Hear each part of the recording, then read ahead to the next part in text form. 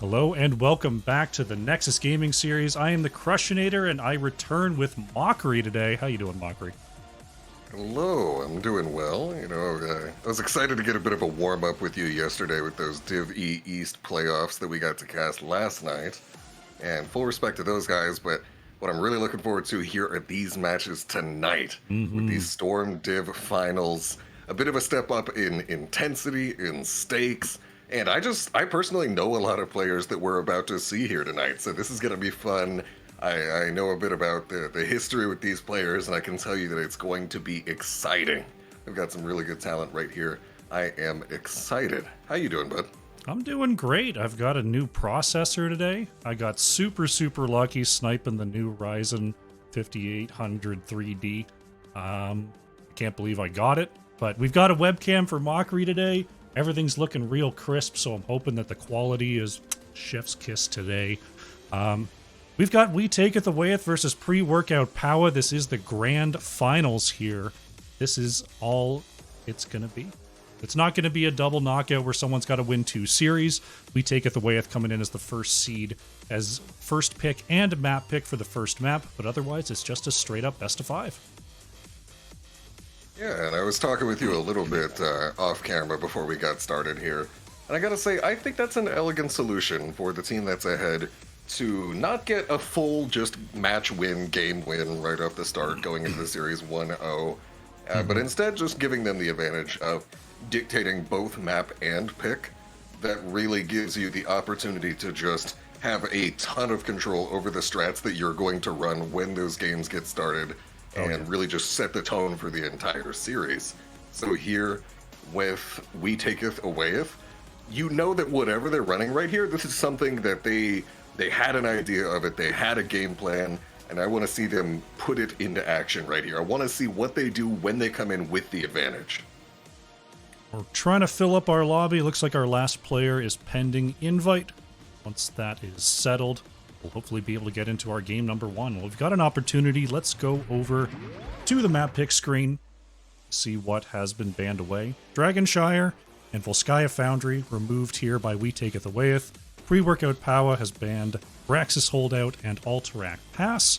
And we're going to kick things off on Battlefield of Eternity for game number 1. Battlefield of Eternity is a map that, when I think of it, I just think of open-endedness. You can run for poke, you can go for full double support, 5-on-5 team fight, you can even pressure the map a decent bit. A lot of people don't really play for that style, but you totally can. And a lot of it is born out of not as huge of a need for wave clear being present on Battlefield as is the case on almost any other map in the game. Absolutely. Battlefield is a map where you see Li Ming Genji, you see Li Ming Tracer, just situations where if you tried to run that on, say, Cursed or even some other 2-lane maps, you just wouldn't have enough macro. But when you're spending so much time in the middle of the map, just away from these minions, you can really run some special comps. So that's what I want to see. As much as I was talking about here with We Taketh Awayeth, I want to see what they do when they've got a very just wide open situation. This is their map, this is their pick on the map that allows you to play basically whatever you want.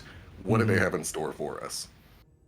Don't have to wait too much longer. The R's are starting to come out. We'll be able to get going here. Battlefield of Eternity, we've seen these teams against other teams in the division. They've definitely played around with the drafts a little bit. More We Taketh Awayeth than pre-workout Powah so far this season. But there's going to be a lot of internal meta here. These players play with each other quite a bit, play against each other quite a bit. So the drafts are going to be extra next level here. And looks like the readies are in. We'll be able to get started. Just someone's got to hit the button. Get going. Just waiting on our host right here. And I will say, just talking about the level of internal meta that we can expect to see here tonight, I will say these are players that I have been familiar with since all the way back in the HGC era, which we know got canceled in late 2018. So there are just years of history for us to pull from in order to see what the capabilities of these players are, to note their history. It's it's going to be good to see what players like Unaverted, for example. Unaverted, I look at him and I look at Legacy, I look at these players and I'm like, these are guys that were in the HGC Open scene. Nasmus was in HGC itself. We've got the talent, we've got the history, and then they've proven they've still got it here going into the finals. I am ready to see how it culminates going into these finals as we see Lunara, the first ban of the series. Lunara has been pretty heavily contested in Storm Division through the weeks. The vision that Lunara gives is just so powerful against teams that can coordinate ganks really, really well. That's something that you're going to see at the highest level. There's not any... When the call is made, all 5 are always going in, so if you get that extra vision, it can really, really help out. Junkrat, of course, still an ultra-powerful hero through warding, damage, and just ultimately safety. Oh yeah, the ability to have a character that just controls vision, especially on Battlefield. Battlefield is a map where you're playing out in the dark for a lot of it. Okay, and that's, I think, also an aspect to the Lunara ban that we saw right there, with her ability to influence the vision through her Sentinel Wisp. Junkrat does a lot of the same thing. Junkrat punishes your lack of vision. If you ever, anybody who's ever face-checked right onto a trap knows exactly what I'm talking about. So I perfectly understand why they want to get rid of it. And the game is always better when Hogger is out. And there we see a Lucio first pick by Weary Day. Lucio has really moved up the priority list since the last patch, being one of our best cleansing heroes, and also being a hero that can get away with a lot on the battlefield. We Taketh Awayeth, happy to snap that up first, as we saw the big Blaze Hogger bans hit the board. We'll see what pre-workout Powah has to respond with if they have something for this Lucio. They're going to go with a Nubarak Li Ming, a pretty classic combo here for Battlefield. Yeah, Li Ming used to have a decent bit of counterplay into a Nubarak back in the olden days of Heroes of the Storm, pre-2019, when you used to be able to blink to dodge the cocoon. That is, of course, no longer possible as of a patch in late 2019. And so, with all the beetles in your way, with the Nubarak spell armor, it can be a bit of a rough matchup for sometimes. So I like pairing the Nubarak with the Li Ming. Li Ming, of course, having strong race, strong poke onto the Immortal, and taking away the Nubarak, preventing the counter from also appearing at the same time. Meanwhile, on the other hand, on the side of We Taketh Awayeth, we see Dahaka and Greymane picked up right there. Dahaka, one of the best offlaners, and of course Greymane, just the turbo high race, one of the fastest Immortal racers in the entire game. Absolutely. Greymane going to be able to work on solo clearing the Immortal while the rest of the team defends, if that is the setup that We Taketh Awayeth wants to go with here. We see Diablo and Stukov banned away here. Stukov definitely a good pairing with a Nubarak who keeps people still for quite a while. And Li Ming, I'm sure, is happy not to see a Diablo bearing down on the other side of the battlefield. Yeah, Soul Shield is always just going to be a problem talent for any mage. It basically makes their mages just irrelevant to you for a handful of seconds, especially after Diablo's fairly recent changes, limiting the amount of souls that you lose when you...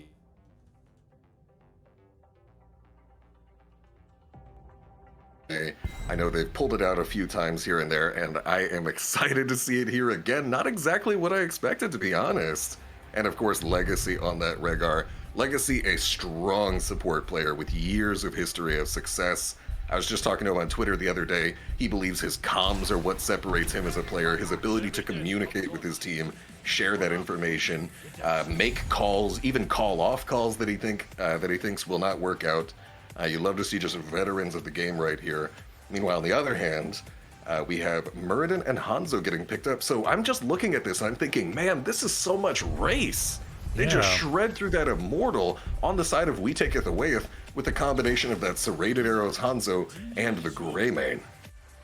It's looking like We Taketh Awayeth may not necessarily be going for big brawls here. They've got a lot of people who can go back and burn that Immortal. They've got decent side clear and Hanzo and Dahaka. Greymane can help out there as well. Pre-workout Powah. I like the Genji response to go and harass those side lanes. Samuro is going to be a little bit of a wild card here. I don't know. Pre-workout Powah, I feel like they've got some really nice kill potential if they can catch We Taketh Awayeth out. Well, yeah, of course. Whenever you look at a composition that has Li Ming and Genji at the same time, there's one word that should immediately come to mind, and that's resets. Okay? We have Li Ming getting resets on all her abilities whenever she gets a takedown, and of course Genji with that blade dash getting it reset after a target that has been recently hit by it getting killed. So, this is a composition with a very clear ideology. They want to poke at the Immortal with the Li Ming, and whenever they can find somebody that's a little bit isolated, a little bit caught out, you simply just go all in on them, you utilize that synergy, blow up that one target, get your Li Ming and Genji resets, and convert that into getting more and more kills. You can really just blow everything on one guy and trust resets to clean up the rest of it. And I just really quick want to point out before we get started, that's a legion of beetles on this Anubarak right here. You'll love to see it. Yeah, the beetle build is in. Let's introduce our teams here. For game number 1, on the left in the blue, we have We Taketh Awayeth. Zergling is on the Hanzo. Tremor is playing Muradin. Weary Day is on the Lucio. Mason Blaze is playing Greymane. And Slug Hunter is on the Dahaka. On the right side here, for the side of pre-workout Powah, we have CPX playing this game as Storm PogX on the Genji. Maka bringing it to us on the Ming. Unaverted on Anubarak. Legacy on Rehgar. And Nasmus playing that Samuro. Let's see it happen. Smurrow up in the top lane there, waiting on Dahaka. See CPX lurking on the top side, but Tremor controlled that vision there. Lucio gonna be able to put in some pretty consistent damage, but look at the engage in the mid. Hanzo immediately popped there.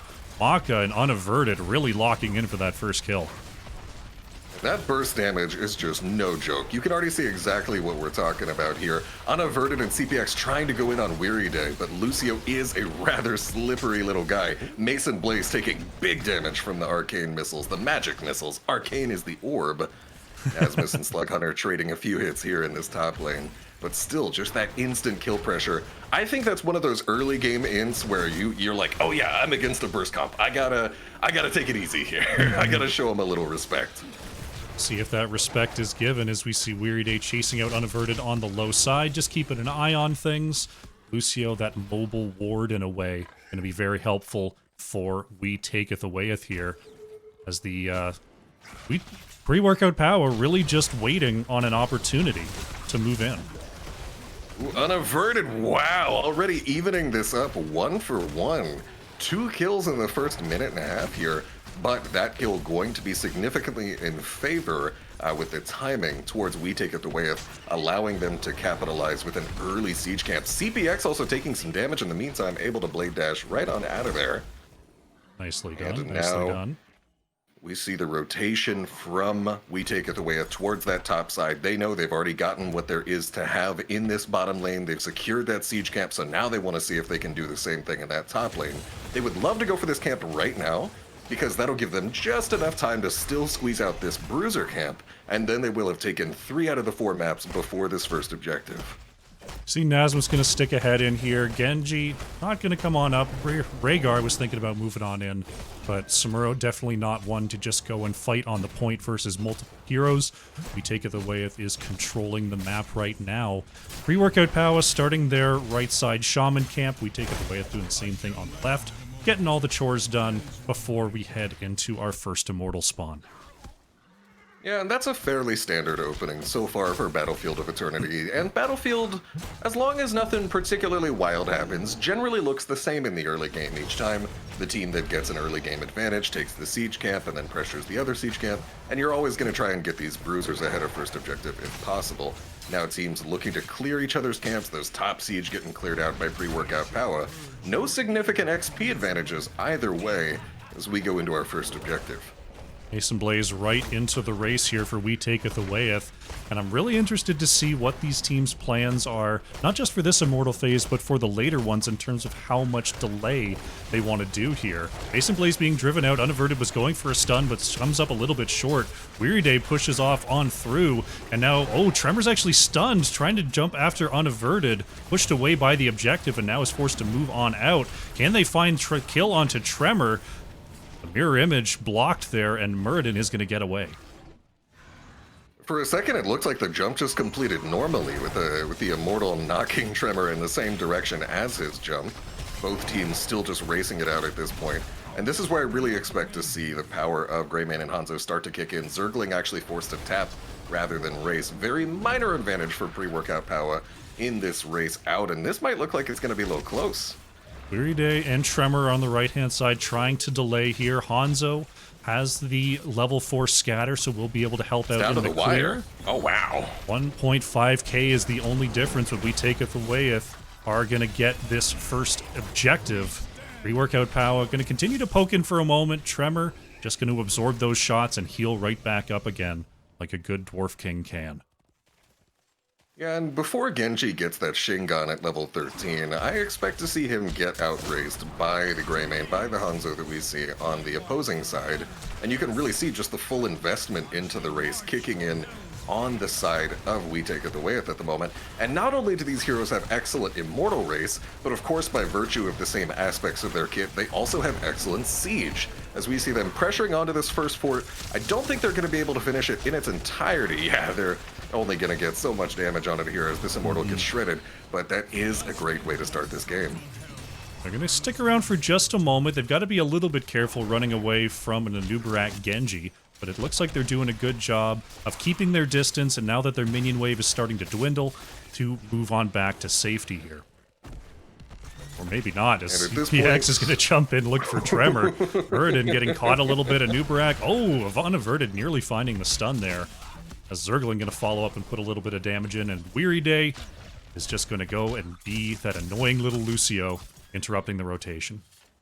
And while all this is going on, we see Mason Blaze over there actually getting started on the siege camp, getting one of those Khazra down, but deciding against sticking around as they saw the rotation coming in from pre-workout Powah, electing to back off, and now the second siege camp of the game, second bot siege camp of the game, going over to the side of pre-workout Powah, evening out that pressure in total in the bot lane.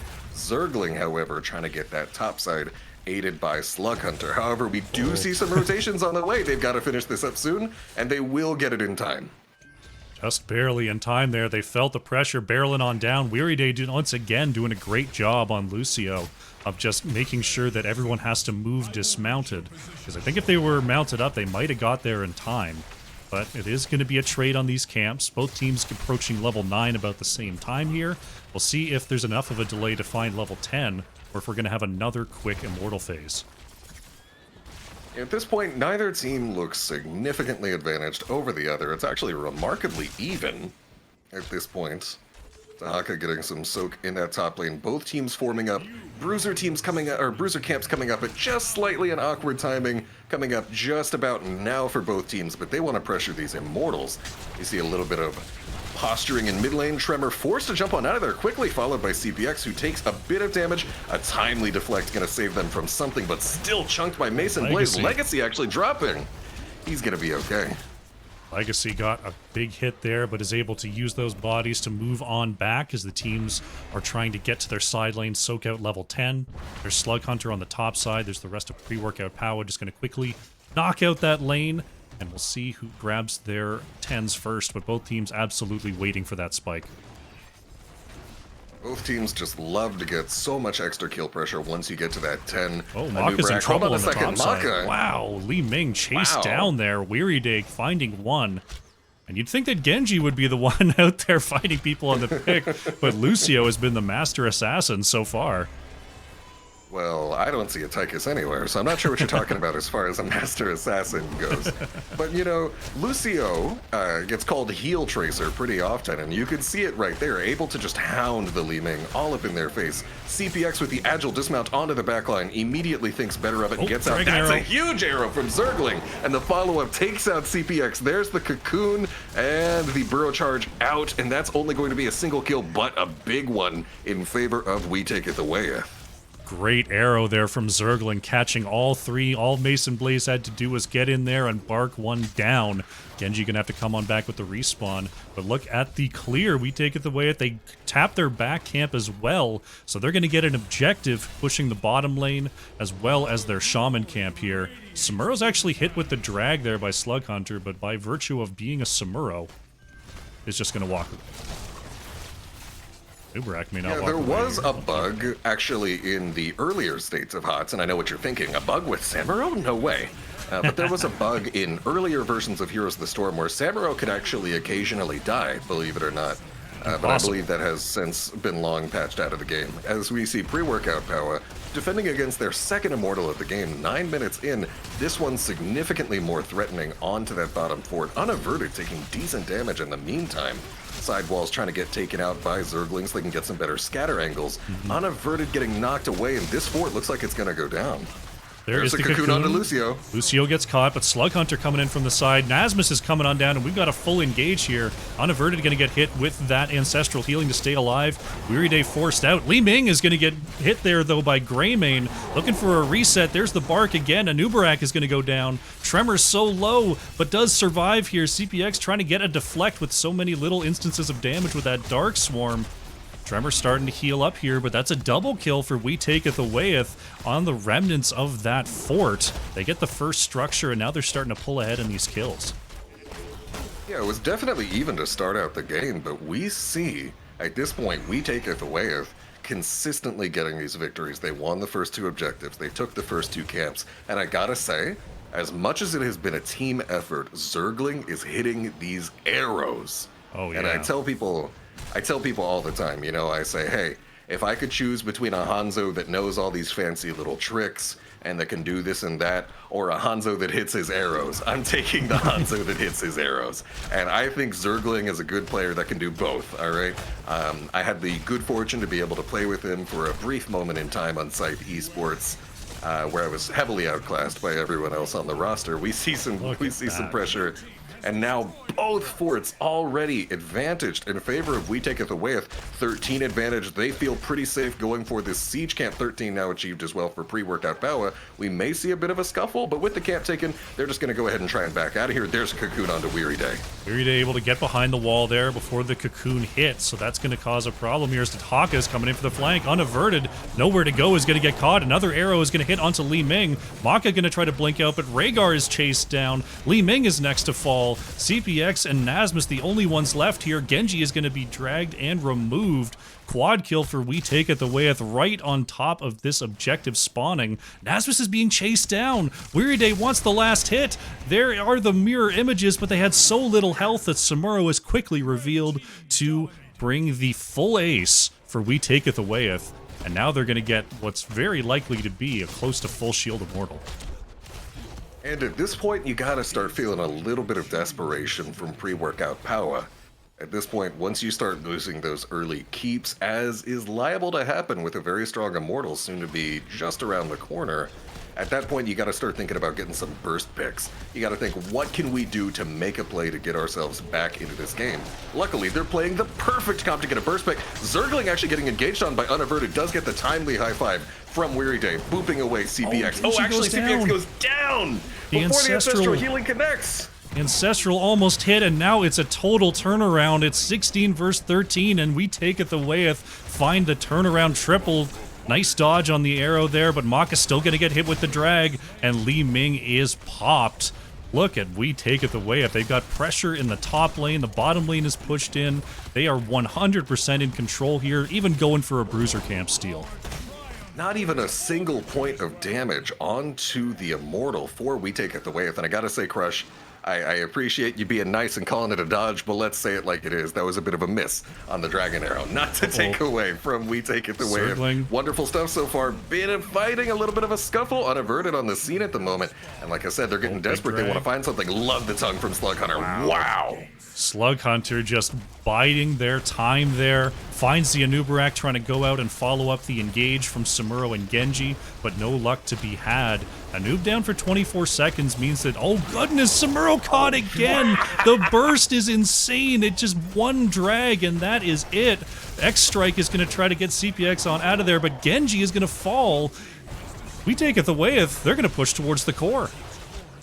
I mean, you have every reason to with your Immortal at 75% overall HP, 3 members of pre-workout Powah dead. What is this arrow going off deep into the northwest? BM maybe clicking on the map, who knows? Regardless, it's still a victory for We Taketh Awayeth in dominating fashion. Like I said, they came into this series, they had the advantage. They had both the map pick and the first pick, so they came into this with the ability to play what they wanted, and they came to play. 17 kills to 1, 13-minute game. That's more than a kill per minute. Oh, just yeah. absolutely setting the tone. I hope that we don't see such a beatdown in game. Well, I'll tell you what. As I drop some frames, I think I'm on the way back here. Game 2, let's change it up a little bit. Am I back? All right, I think I'm back. Looking at the... I'm still coming in and out. I'm taking a look. I'm very unhappy with my upload, but we will work on that later. At least the frames are crispy today. It's looking fantastic. But yeah, I mean, Battlefield of Eternity, we Taketh, Awayeth, looking super, super clean out there.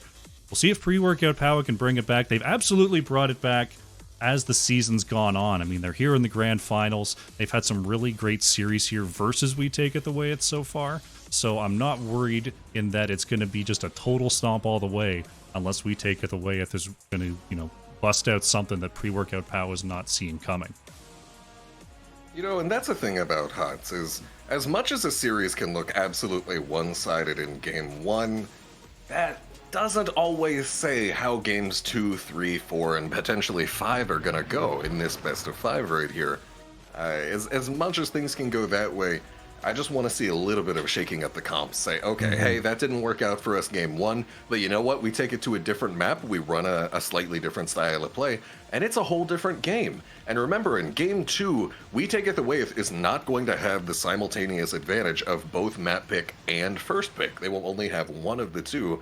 I believe the structure is now that pre-workout Powah gets to choose which of the two they would like. Yes, so we do have our next lobby up here. Pre-workout Powah losing game number 1. They choose between first pick and map pick. We do have our next lobby up, and it looks like pre-workout Powah opting for the first pick over on Tomb of the Spider Queen. We Taketh, Awayeth, taking us to Tomb of the Spider Queen right here. This is a map you absolutely love to see, and I gotta say, I expect to see more priority onto a lot of the same heroes that we saw before. I expect to see the Hogger, the Junkrat, 2 heroes that were banned in game 1. I would be very surprised if, when we take it to such a wave clear centric map, to not see them represented, or at least considerably threatened here in game 2. Absolutely. And we've got, we'll see if there's any changes up in, Tomb. There's a couple of other picks that you got to worry about as well. We might end up seeing the Blaze and the Hogger if they feel like they need to take out more assassins. We've seen a lot of tank control here on Tomb, and we've even sometimes seen some Mephisto bans right off the bat. So it's going to be coming down to what these teams want to control here, because they've only got the 2 bans at the start. They've only got the 2 bans in the start, and there are just so many different heroes to prioritize, just in terms of blanket overall power level, and that's before you even get into what the players specifically are good at.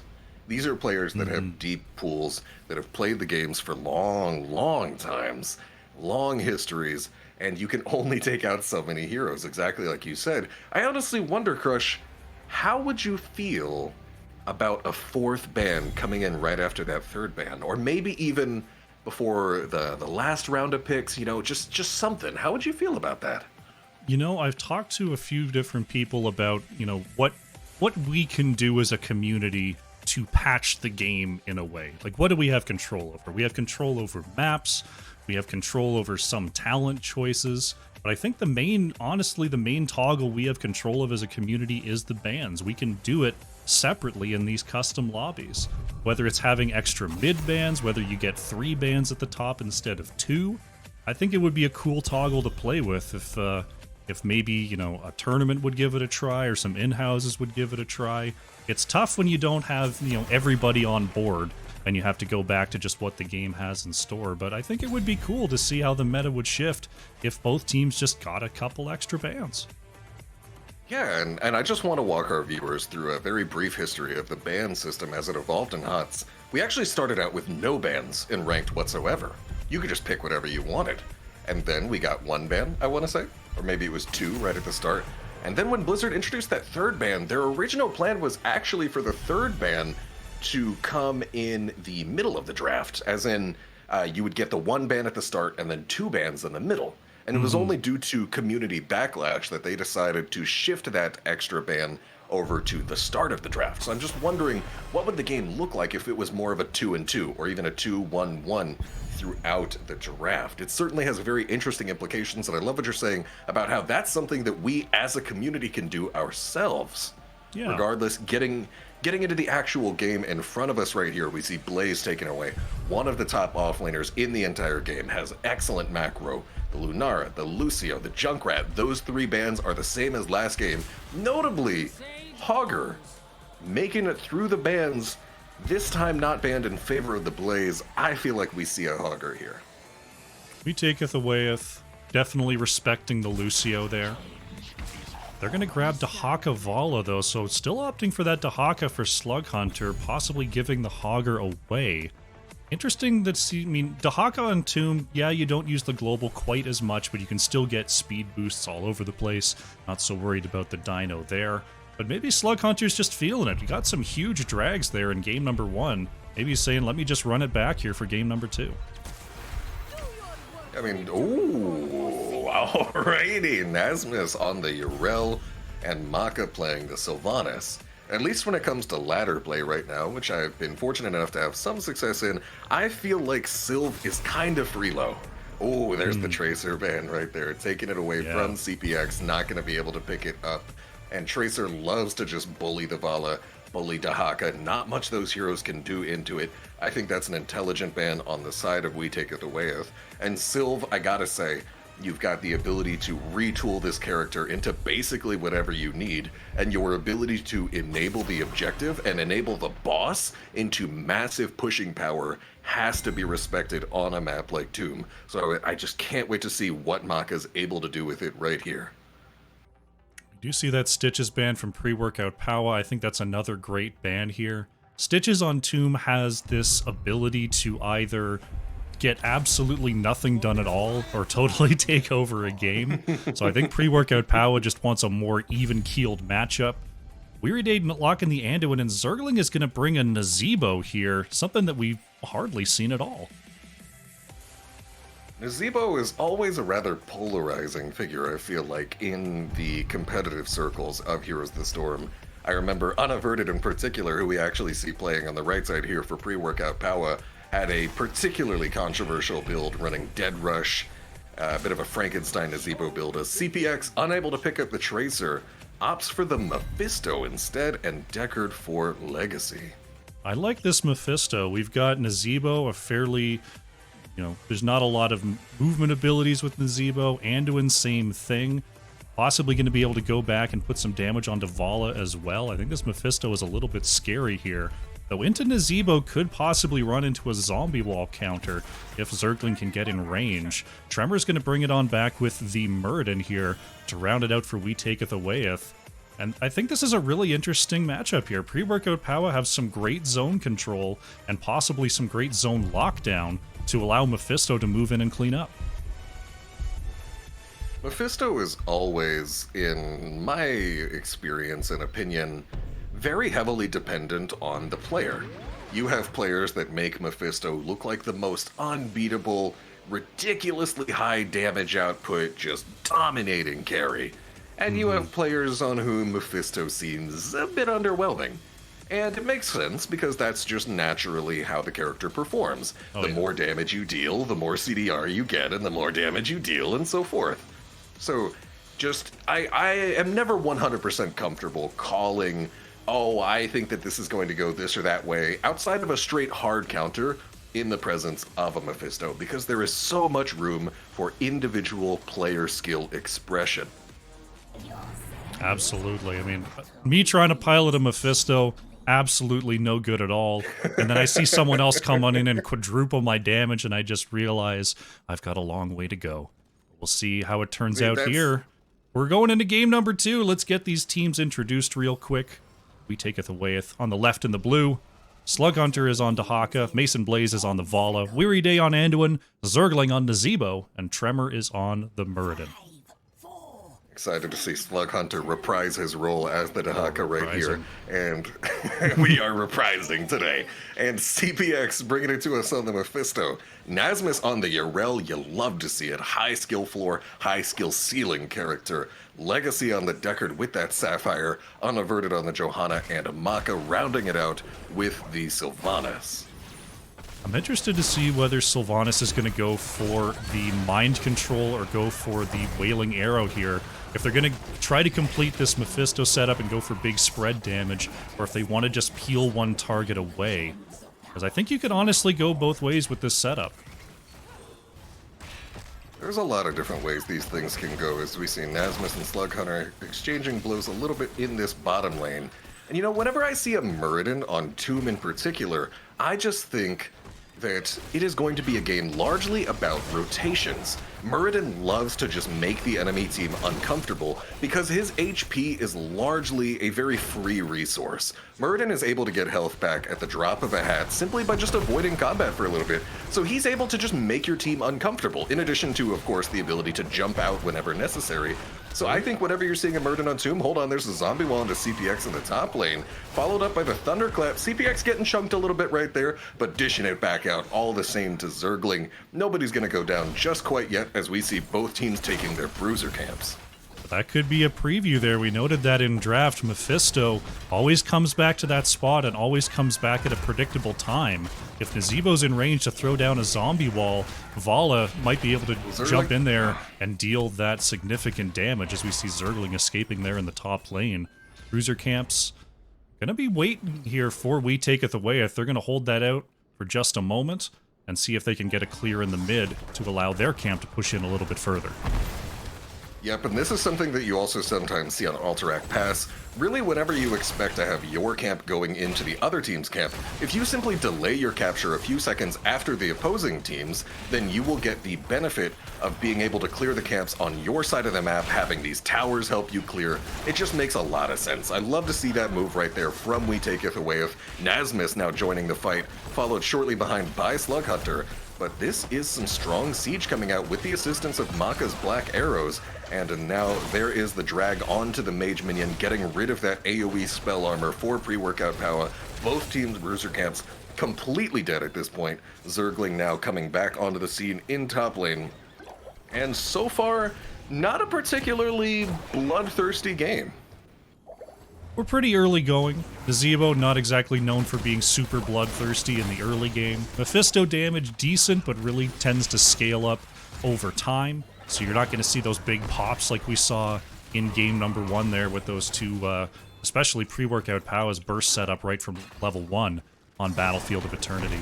So things have calmed down a little bit. Both teams are just getting their chores done. But speaking of getting their chores done, Nasmus could be in some trouble. Who's running the other way, trying to jump over the wall here. Tremor trying to chase, but looks like pre-workout Powah riding into the rescue. I gotta say, I love that move by Nasmus right there. Just maybe not taking the first intuitive move to some players, but running toward their team, even if it means running towards the opposing team's side of the map, able to get that hop, escape into their teammates' arms. However, we do see We Taketh Awayeth now for the first time this game pressuring this bottom siege camp, and it looks like they're going to be able to get it with no issues whatsoever. And we are now at the stage of the game where both teams have enough gems to threaten first turn-in. At this point, whatever team is able to get a slight advantage, get a pick here or there, is going to be able to start setting the tone in terms of siege damage. Nasmus able to use the Hand of Freedom to get away from the Chastise there, and now the siege camp is starting to make its way up from that bottom area. Unaverted trying to turn in 11 there, but Zergling throws in the spiders to deny. Yrel being chased out a little bit as Mason Blaze is really chewing on this wall. Legacy gonna have to come on down here. Wow, great Chastise, but it may not be enough. Weary Day trying to stay healthy here. Slug Hunter is actually gonna drive them away. Muradin and Nazebo are still on the top side. They're actually going to be chasing down Mephisto. Going to be dropping 10 gems there. And wow. Oh, Slug Hunter's going to grab another drag. Wow, Johanna falls. Oh, Mason Blaze wants Legacy. Oh, the self-Deckard potions are too much. But that's a lot of gems on the ground. Pre-workout Powah can no longer threaten turn-in. It was a noble attempt to go for the kill onto the Anduin and bot lane by pre-workout Powah, But very notably, they had no damage dealers in that attempt. They had a Johanna, they had a Deckard, and they had a Yrel. So even if you get some great CC, you get a nice catch, you're not able to put out the damage necessary to finish that kill. And not only that, you have nobody protecting your teammates over there on the top side. And we see, as I brought up just a moment ago, Tremor's ability on that Muradin to interfere with these rotates.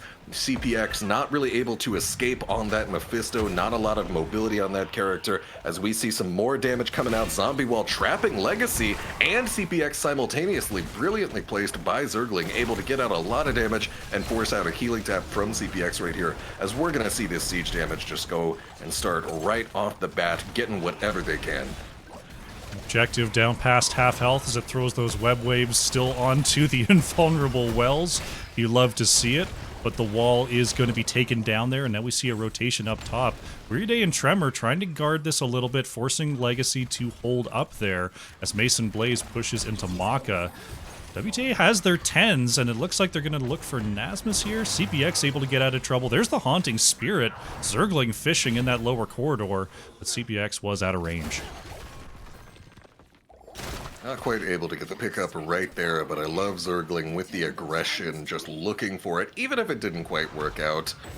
And at this point, and now with both Bruiser camps respawning, each team looking to take their own, just get them out as efficiently as possible. And now pre-workout Powah looking to pick up those level 10s here, and this is where things start to get spicy. Once both teams are at this equal talent tier, this level 10, I want to see what they can get done. I love that Zergling has remained committed to getting these stacks. Vala and Anduin, let's go take care of the camp, let's go take care of the ganks. Nazebo, just keep on walking between those lanes, sitting on 100 stacks on that level 1 quest so far. Light Bomb engage onto Unaverted there. There's the Rain of Vengeance as well, but they can't quite get in range as they have to move away from the Deckard ult. Slug Hunter waiting for an engage there, but now we've got this spell armor still active for pre-workout Powah. We take it Awayeth has got to worry about this flank from Nasmus. A whole lot of ults used right there, but nobody dead just yet, and we see a beautiful hammer onto Zergling, and Blessed Shield unfortunately doesn't connect for the follow-up. Zergling gonna be able to hit that tap and walk right on out of there. However, this is still an alive Bruiser camp for pre-workout Powah, and they have the Web Weavers coming in soon, and they want to see if they can take the first fort of the game. And there's the flank by Nasmus onto Zergling over the wall. Well executed. Zergling should go down. Oh, the zombie wall to get away. Oh. They're caught. Here comes the Haunting Spirit. CPX moves in, but Tremor has the peel. Slug Hunter is working on Nasmus, hit the isolation. Mephisto's down. Johanna is down as well. Now Nasmus has the instant mount. I don't know if Yrel's going to make it out of here, but Slug Hunter's going to give chase. Oh, the fort is going to get the kill. Yrel goes down. We take it away at 5-0 on these kills. This is looking really, really good as they're going to nullify a big part of this push. And as close as they were to being able to kill Zergling right there, those kinds of attempts are only going to get more difficult as 13 just on the horizon. Nazebo's going to be able to pick up that ice block. Anduin probably going to be able to pick up that second pull at 16. Those burst kills are going to become significantly more difficult to come by as this match goes on. Maka very close to the members of We Taketh Awayeth in this top lane. They gotta be aware that this boss is getting taken. No contest whatsoever from pre-workout Powah down that level 13 as we see a bit of a rotation onto Dahaka bot lane. Slug Hunter going to be able to move on back there using the speed boost from those vents. Looking like we might have a turn-in on top of this boss. They're not able to go for the greedy play because pre-workout Powah was all on the map, where you turn in and then get the boss while the Web Weaver wave is loading up. Oh, we actually have a double boss stun there, but it is Johanna. Johanna is a very healthy tank, and we'll have the Iron Skin to move on back. Durance barely missing Tremor there, almost getting the key off the knockback of Nasmus. But now we've got a boss. The Web Weavers are on the way. Haunting Spirit in the back here. Zergling trying to get a little bit of extra damage. Pre-workout Powah. We'll see if they can back off. There's a Light Bomb engage on the 3. 4-man. Alrighty, Nasmus jumping right over the wall, gonna get on out of there. CPX hit by the Stormbolt Legacy, trying to help him with the stay a while and listen. Hits a potion as well, but CPX is dropping quickly. Wow, the double kill! Mephisto and Johanna both gonna go down as this Webweaver is knocking on the door of Top Keep. And other than Dahaka, they don't want to go anywhere. They want to pick up this keep and they want to open up this map. If this Top Keep goes down, then they are but one boss away from just being able to absolutely put this game away. A 3-level lead. At this point, pre-workout Powah yet again finds himself in a desperate position where at this point, even the slightest misstep means you're doomed. Slug Hunter landing the tongue onto Nasmus in that bot lane. Gonna get hammered away, misses the isolation, not quite able to finish him off. And this Webweaver, he's going to walk away from it now.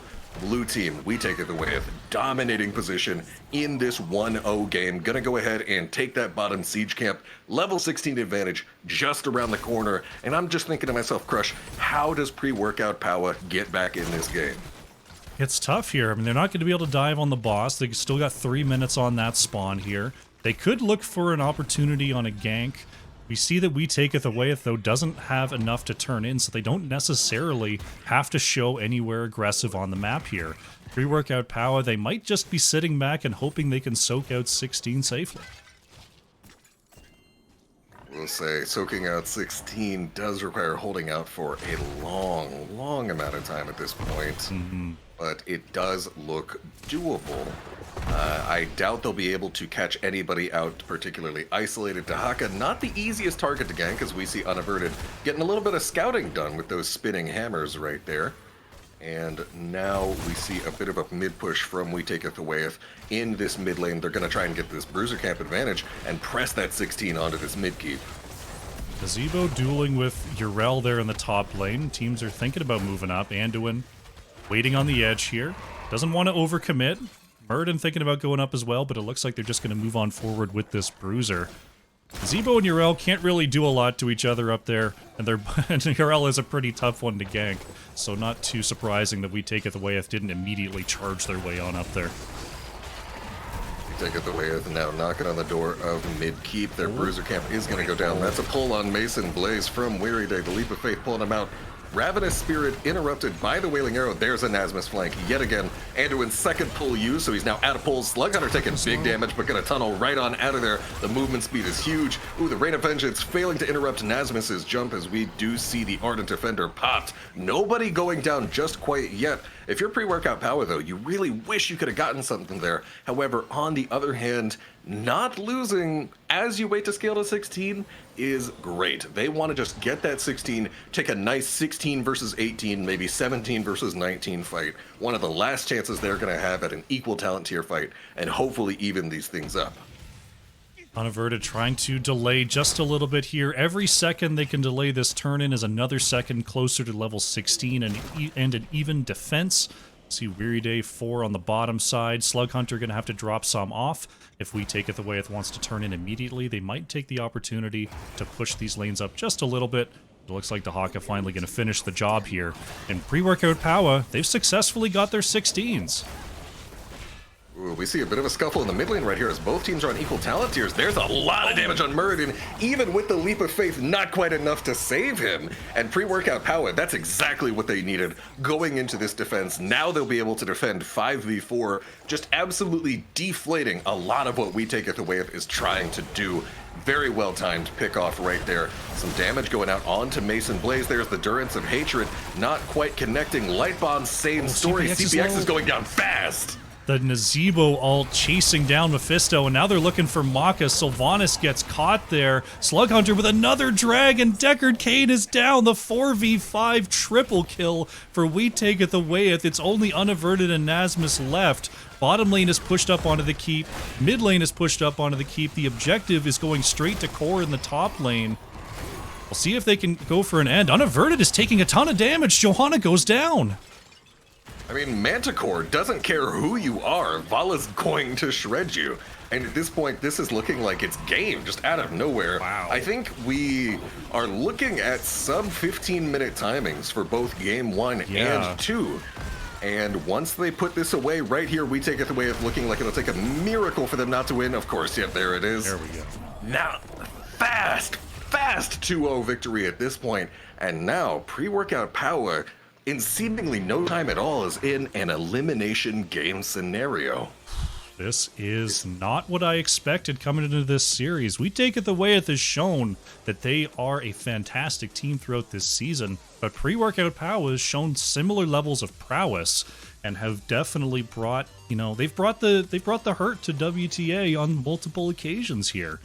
But right now, We Taketh Awayeth looking super, super clean in both of these games. Yeah, drastically different play styles in Game 1 and in Game 2. They played full burst. They played a more team fight aspect-oriented Game 2. And despite these vastly different playstyles, We Taketh Awayeth just looking like they've got a handle on things. I want to say winning Game 1 17-1, winning Game 2 11-1. Mm-hmm. At this point, pre-workout Powah is averaging about a kill per game, and on the other hand, We Taketh Awayeth is averaging about a kill per minute. And that the existence of both of those statistics in the same series at the same time, that is just almost mind-blowing to me, that you could have such a discrepancy at the moment. But again, I don't want to talk like this series is over. We've all seen the gentleman sweep, the reverse sweep. Anything can happen. You take it to a different map, you take it to a different situation. It's not over yet. Things do look dire for pre-workout Powah, but I'm not counting them out. I want to see what they can do in this Game 3. I'll tell you something else as well. If you've been catching any Storm Division throughout the weeks, We Taketh Awayeth sometimes has a little bit of a flair for the dramatic. We are in the grand finals, and they might just go hard game number 3, or they might repeat a little bit of their past preferences and get a little bit sneaky in the draft. Try out something a little bit crazy.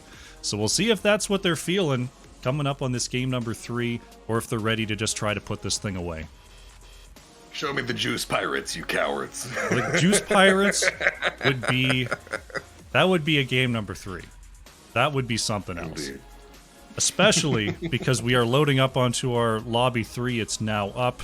We're going to be going to Towers of Doom, the greatest Juice Pirates map you ever did see. Can you even cast Medevac on enemy core? Does it even let you in Towers? Do you all just get I'm not booted sure out? if it lets you. I feel like it probably would. I have no idea. I've just never tried. There's no reason to. Someone do it for science. Chat, I need you to go in and try to cast Medevac inside the zone. Not just the zone of death, like inside the wall, and see if it lets you. I feel Everyone like knows. I've definitely seen in clips like an Illidan hunt someone who then teleports behind the wall and he just gets booted out. But that's a little bit different because you're targeting a unit. This is targeting the ground. Yeah. So realistically, the real endgame meta, as we all know, as every veteran Heroes of the Storm player knows, is you try to jump over the core as you're ending so that your player is over the core.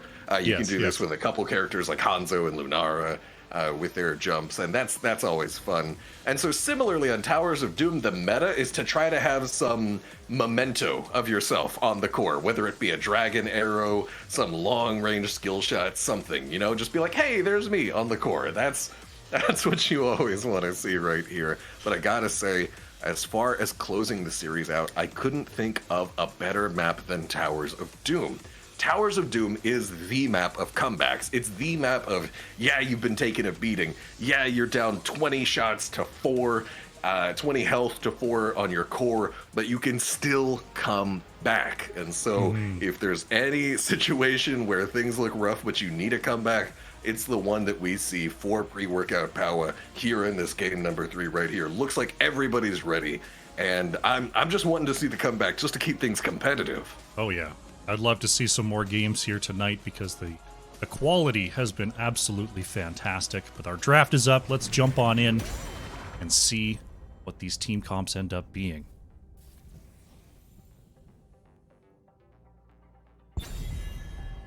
We've got the report back from the chat. Spazzo says the dropship won't get knocked back, but when the heroes leave it, they all get kicked out. So you can fly in there. Kelthanes thinks that the ship probably gets shot down before it lands at the core, which is probably true.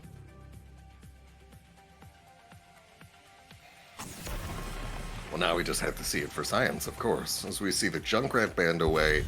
No Junkrat going to be played in these first 3 games. No Lunara.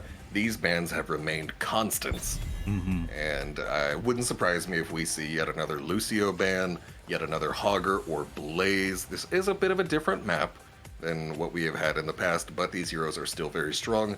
Lucio in particular, this is a map that tends to go very late game, so you love to get that scaling. This is also another map where Stitches can take things over. Not that I expect to see it early banned, especially with Junkrat already banned away, and now Anduin banned as well. So that's kind of what you expect to see alongside of Stitches. But pre-workout Powah, trying to remove one of those cleanses. Lucio, another cleanse bot removed. So we might see a slightly higher kill count this game with the primary save off the board here, unless of course we find something like an Uther. Uther's pretty good at saving people. You know, I always feel like I got spoiled being able to watch Dignitas back in the day in HGC, and it just feels like, why can't everybody have a JPL and just pick Stitches in any scenario and dominate? And of course, part of that was the long-standing continuity of the Dignitas roster allowed them to pull out that Stitches because they were also comfortable with it as a team. And I'm wondering how that aspect of team continuity plays in on the side of We Taketh Awayeth here. Very notably, all having the same team prefix right here. And the double global secured already. Tahaka Brightwing take it off the table right now. They want to just have the supreme map mobility here in Game 3. Going with the Brightwing this time. Double global, Slug Hunter bringing back the Dahaka. And you mentioned just, you know, the comfort level of We Taketh Awayeth here. Obviously all playing together as part of Wildheart, previously as part of Heavy Impact. It's a group of players that have been playing together forever here. Pre-workout Powah, they're not just going to go quietly though. Unaverted going to snipe away the Muradin, and Nasmus is going to give Abathur a try here on Towers of Doom. They're going to try something crazy. Abathur and Muradin, to me, this indicates a level of aggression that we can expect from pre-workout Powah. Of course, Abathur lacking a little bit in that early game power, but we do see there's the Genji right there. But a lot of times when you have Abba Muradin, you're playing a very, very heavily rotationally focused game. You're not necessarily looking for the 5-on-5s, you're looking to exploit any little rotational weakness you can find, any ganks whatsoever between these lanes that are fairly far apart. Yeah. And so of course the Genji does get taken out. There are still plenty of other options that pair extremely well with an Abathur on the table though for pre-workout Powah. But let's see what We Taketh Awayeth takes right here. Let's go! There's the Tracer. You love to see it, folks. I am ready to flame. And I'm just kidding. Whatever you do, Mason Blaze, I support it. I endorse it. Let's see that Tracer. I'm rooting for you, buddy. The Tyrael Tracer. Tyrael can pull out some pretty cool tricks here on towers with Sanctification. Can go in and aid Tracer on moving in on a target here. And also moves around pretty well. I like the extra support possibility from We Taketh Awayeth. CPX going to respond with a Maiev here, and Legacy rounding out with a Stukov. Okay, a bit of offlane Abathur, offlane Maiev presence right here. It's an interesting approach from pre-workout Powah. You do need to mix things up a bit at this point, down 2-0 in the series, in this best of 5, in a do-or-die situation. I do find it a little bit questionable, though. Crush, you know, Tracer had the best win rate, I believe, into Maiev out of all characters during the period of HGC in HGC matches. That is a character Maiev loves to face a team that clumps up, naturally. And of course, who is better at avoiding clumping with their teammates than Tracer? Standing off to the side, diving the enemy backline, just always looking to be a little bit aloof. It wouldn't surprise me to see CPX struggle a little bit here to find the ability to clump up We Taketh Awayeth. And outside of the Tracer, this is a very beefy team. This is essentially 3 tanks, a support, and a Tracer. One thing Maiev does bring here for pre-workout Powah is some extra wave clear, a little bit of extra camp clear that can be lacked with Abathur on the map. So we could be, you know, just to make sure the pre-workout Powah doesn't just lose to map pressure. Maiev can definitely help there, but I agree. It's going to be tough to get this team that, we take it the Awayeth. They're very hardy. They're very, resilient to that type of engage. So we'll see if they've got what it takes here. Because we are loading on up. We are getting into the game. We are going to see if we take it the Awayeth can go ahead with the 3-0. Let's introduce them one more time. On the left and the blue, we take it the Awayeth. Mason Blaze is on the Tracer. Weary Day on Brightwing. Zergling is on Urel. Tremor on the Tyrael. And Slug Hunter is back again with that Dahaka. And on the right side, for pre-workout Powah, here in Game 3, we have CPX on the Maiev, Legacy playing Stukov, Nasmus on the Abathur, Maka reprising his role as the Sylvanas, and Unaverted on the Muradin. And I gotta say, Crush, I'm just looking at these comps, and I feel like pre-workout Powah is not going to be able to get the drop on anybody into a team with these two globals, particularly Brightwing, able to Z onto anybody with that phase shift whenever they're in danger. And I also think they're going to struggle a bit in the team fights. Maybe Maev's going to be able to get the clumps into this triple melee frontline, but I am a little bit struggling to see how this is going to work. I'd love to be proven wrong, though. We've got, Zergling in trouble is actually going to be taken down there. Great job. I think the pairing with Stukov might give this comp the edge. I mean, Maiev able to get the tether on people. They try to walk out of the silence. They get pulled back into the silence. It's a whole situation here. As we see, Tremor caught a little bit on the rotation, but Mason Blaze and Tyrael able to warp on out of trouble. I think the Stukov might throw a wrinkle in the plans if we take it the Awayeth here, and Legacy plays a very, very mean Stukov. And I will say, just talking about Legacy Stukov right there, we saw Weary Day attempting to phase shift onto Tremor right in Legacy's face, and he said, "Get that out of here!" And he hit the lurking arm, got the interrupt, and that's one thing. I know pre-workout Powah is looking a little bit shaky, a little bit behind in this series, but I know not to count out any of these players. As we see huge damage pressure onto Tremor, gets the phase shift from Weary Day. He's going to be okay. Dahaka Zing in. This is all 10 players are involved in this fight at this point. Mason Blaze getting a little bit of chip damage onto Unaverted. Tongue attempt will not connect, and Slug Hunter needs to slither on back to the off lane at this point. Mason Blaze staying bottom, looking to secure the Sapper Camp advantage. CPX yanking Tremor into lane. Not going to be able to get a kill just quite yet, though. Tremor able to stay alive on that engage attempt, trying to put out that shield on the minions to try to keep that Sapper Camp going, but it will ultimately be cleared away. CPX with another nice pull there, as the engages from this Maiev have been pretty impactful so far, but they've only got the one kill. Zergling coming on down. There's a big blink in from Mason Blaze, looking for some damage onto Maka. Sylvanas is going to survive there. If you love to see the timing of it all, just clearly going in. The target focus, basic expectation at this level, but still absolutely love to see it after I've been doing some streams in Silver lately. It's a different experience. Both teams now pressuring bot lane as we get ready for this first objective, which will come up soon. And I gotta say, as far as power curves go, both teams looking to make their mark early, but can also look forward to some strong late game scaling. Really interested to see how level 10 changes these engages here. There's a lot of very powerful ults on the side of pre-workout Powah, and some very strong ones as well. We've seen Dahaka with those isolations do some serious work. Looks like Urel is actually going to the top right to delay this right side turn in. Maka working on the bottom side is going to be delayed here by Tremor. We've got a little bit of a 3v3 situation. The Abathur hat might tilt things in favor of pre-workout Powah, but we'll see how long we take it the way it can hold out down here.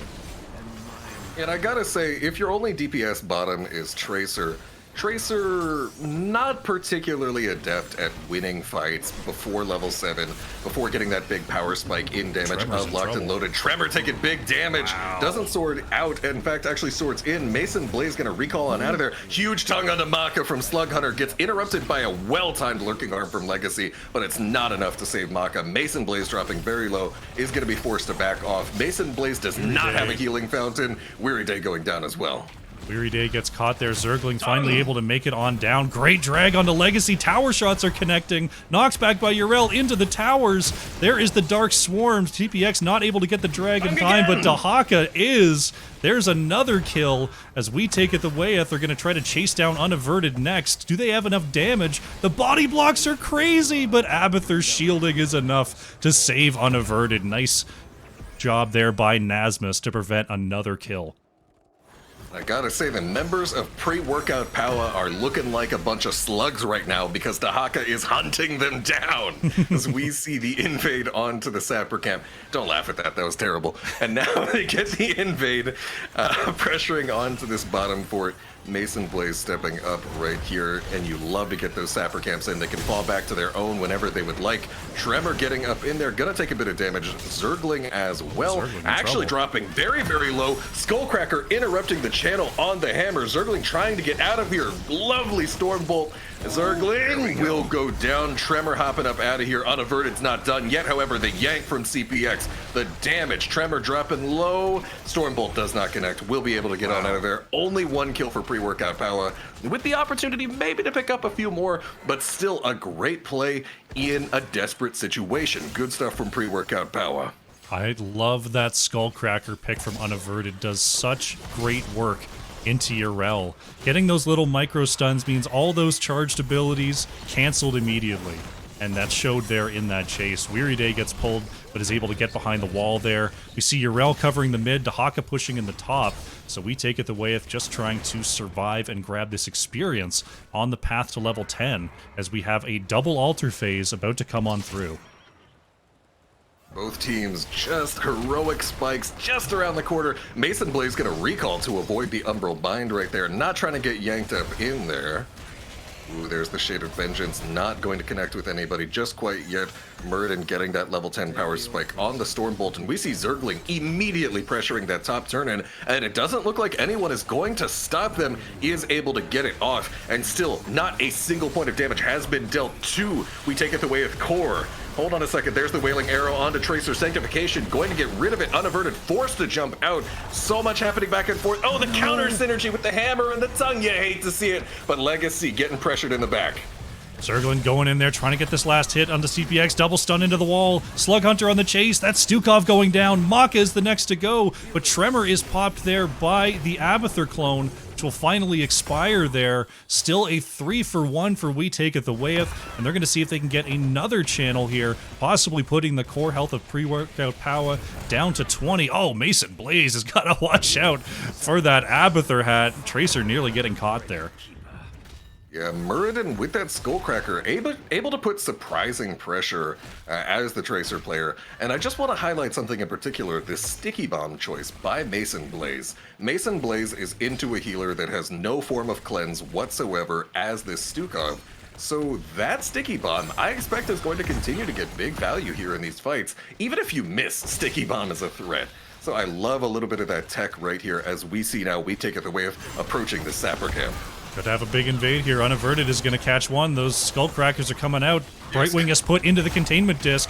Nice shove to get Maka out of that drag. The Slug Hunter goes back in with the isolation. CPX bails out over the wall there. There's the turnaround stun from Unaverted. It looks like the disengage is there. Camp does go over to pre-workout Powah, and that's going to help them out as they are currently behind about half a level on the path to level 13. At this point, half core HP for pre-workout Powah. Still yet to get a shot onto the core of We Take It the Awayeth. There's the stun onto Tremor, followed up by Stukov, who gets very instantly polymorphed by Weary Day, cutting off that lurking arm. There's the phase shift, just topping off Tremor, making sure everybody's full HP here. But this is a 3-on-4 in bot lane. Oh, huge silence on a Tremor. Not quite able to finish him off, even with the Wailing Arrow. Looking for the finish. There's a stun on the Tracer. Mason Blaze recalling on out. Wow. Does get hit by the containment disc, but we see Slug Hunter on the scene. Sanctification popped early there as Slug Hunter coming in looking for a flank, but it quickly bails on out as Yrel is looking for a channel on the top side. It's another double altar phase. Slug Hunter wants to drag onto Unaverted but couldn't get the dismount, and Zergling is not going to be able to get this quick channel here. 13s are in for We Take It the Awayeth, though that's quickly going to change here for pre-workout Powah, And it looks like Maka is going to get the first channel for pre-workout Powah over and done with. A little bit of a trade up here in the top lane. And I mean, when you're at this kind of stage, as we Taketh Awayeth, you're perfectly comfortable taking those trades. You know that pre-workout Powah is going to run out well before Unaverted coming down, heading back towards mid. There's Zergling interrupting the jump. Polymorph sticky bomb. That's a lot of pressure onto Unaverted. Unaverted is taking a ton of damage, but look at the lurking arm there from Legacy, forcing out the Ardent Defender there from Zergling, pulled back in by Maiev. Knife resets, trying to come on through, and that is Urel going down. Tracer is going to be silenced out of this by the Containment Disc and by the lurking arm. There's the double kill. They're going to see if they can get a pull onto Tremor. Umbral Bind connects. There's the Skullcracker. Unaverted has the body block. That's a triple kill for pre-workout Powah. What a positional play by Unaverted. And for one of the few times in this entire series, and maybe the first time in this series, pre-workout Powah leading in kill count 10 minutes into the game. Slug Hunter attempted to get some of that pressure onto the side lane, and honestly, we take it away if, as much as that was not 100% desirable, they're still sitting pretty as far as this game goes. Not significantly behind in experience, not losing that mid bell tower just yet, but this is a general strat for Towers of Doom. You take an enemy bell tower very low, you don't quite finish it off, and then it's there whenever you want to go ahead and finish it. And now we see Mason Blaze barely getting away there.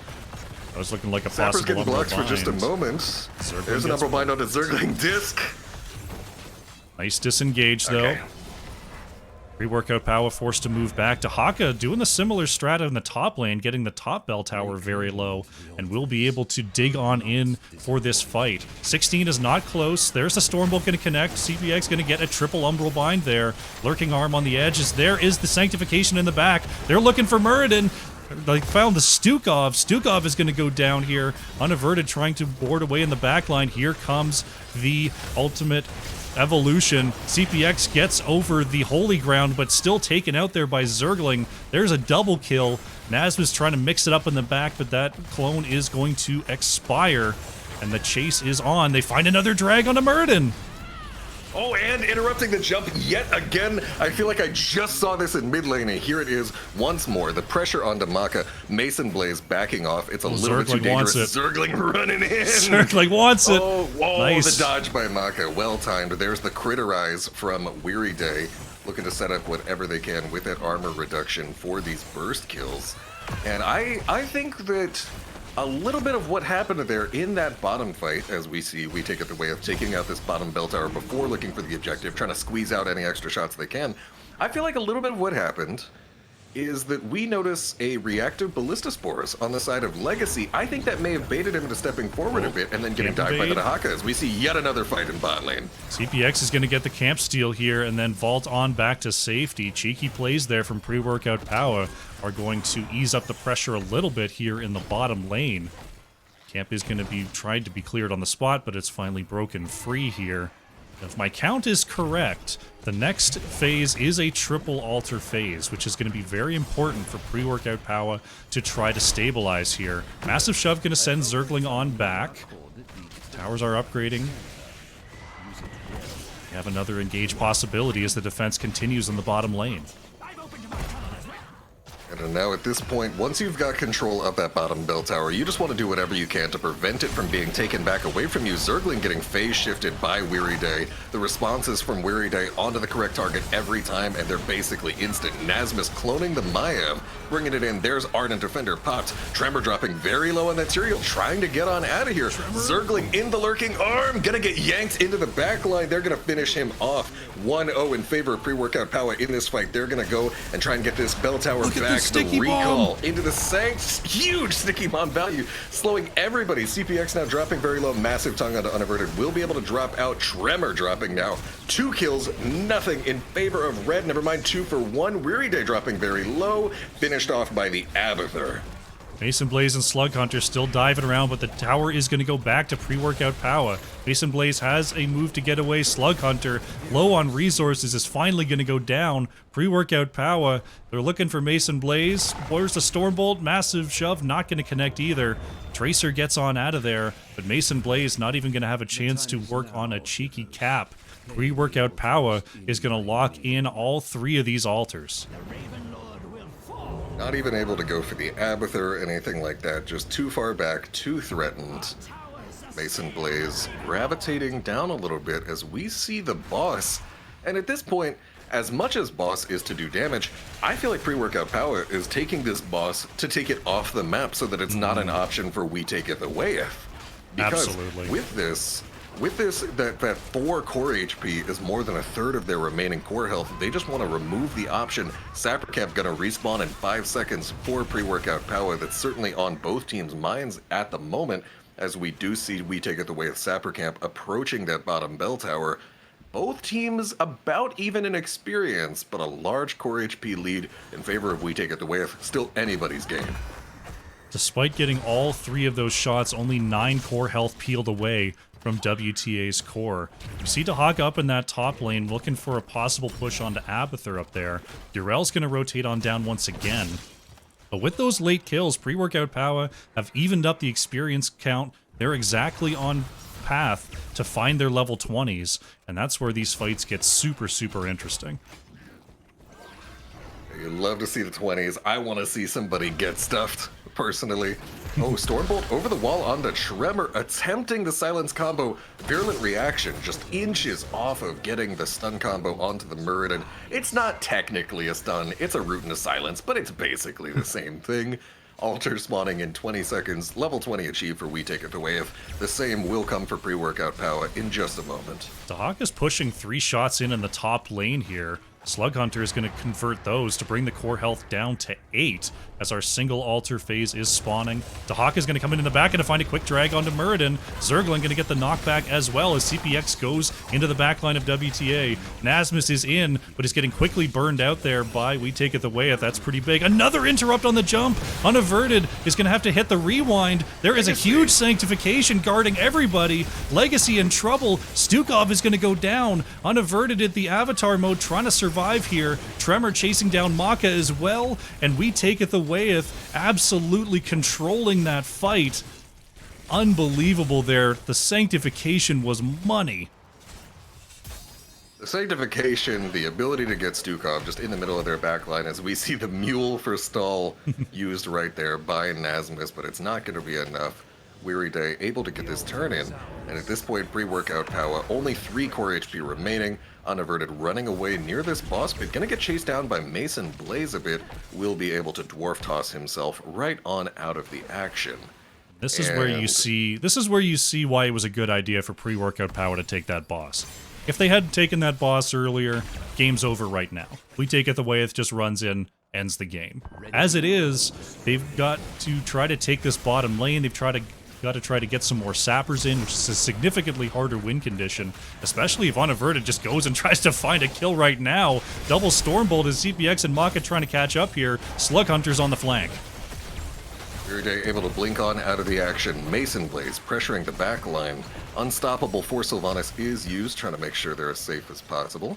Sapricamp approaching for we Taketh Awayeth onto this bottom. And at this point, pre-workout Powah needs to play an extremely clean game to finish this off. Clone Maiev running in here for Nasmus, but completely in vision. They are able to run Mason Blaze, gonna finish off that clone, and here's Slug Hunter on the flank. Great massive shove is going to send Dahaka way away there. Big knockback from Zergling as Unaverted tries to chase into the back. There is Dahaka again, mixing it up. There is Tyrael put into the containment disc. Slug Hunter's got a drag, but is stunned out there. Silenced as well, gets out of the lurking arm, and Slug Hunter is going to be all right. Unaverted tries to go in there, finds the double stun, but there is another huge sanctification. Mason Blaze tossed away. CPX wants to find the Umbral Bind, but it gets disconnected. Unaverted goes in once again, and the brawl will not stop. Brawl's not going to stop. Pre-workout Powah knows they need to get something. They need to try and finish off this game. Seraphim allowing Zergling to walk out of that. Oh no, bringing the sticky bomb to his teammates. CPX now retreating into his team, Unaverted dropping a little bit low. Mason Blaze Tremor's looking in for trouble. the damage. Unaverted jumping on Tremor. There's the containment disc onto Yrel. Tracer with the recall. Both teams trading so much, but nobody's going down. It's do or die for pre-workout Powah. Zergling running in there with the hammer and still Slug's nobody channeling. dropping. Slug's channeling. Maka's going to head on up there. Abathur has the mule to try to delay and will do so. Slug Hunter being chased out. CPX able to barely get away. Another massive shove is going to send Zergling away. Tahaka in some trouble, has the burrow to get on out of there. Mason Blaze is going to dive onto Maka. There's a holy ground, sticky bomb as well, but Maka has the bolt of the storm to move on back. CPX being pushed away by Zergling as the fight is now split. Tahaka is going to go down though. There is Zergling being chased away. Yrel in big trouble, gets the heal. Tyrael is put into the containment disc and Zergling get on out of here. Virulent reaction on Brightwing.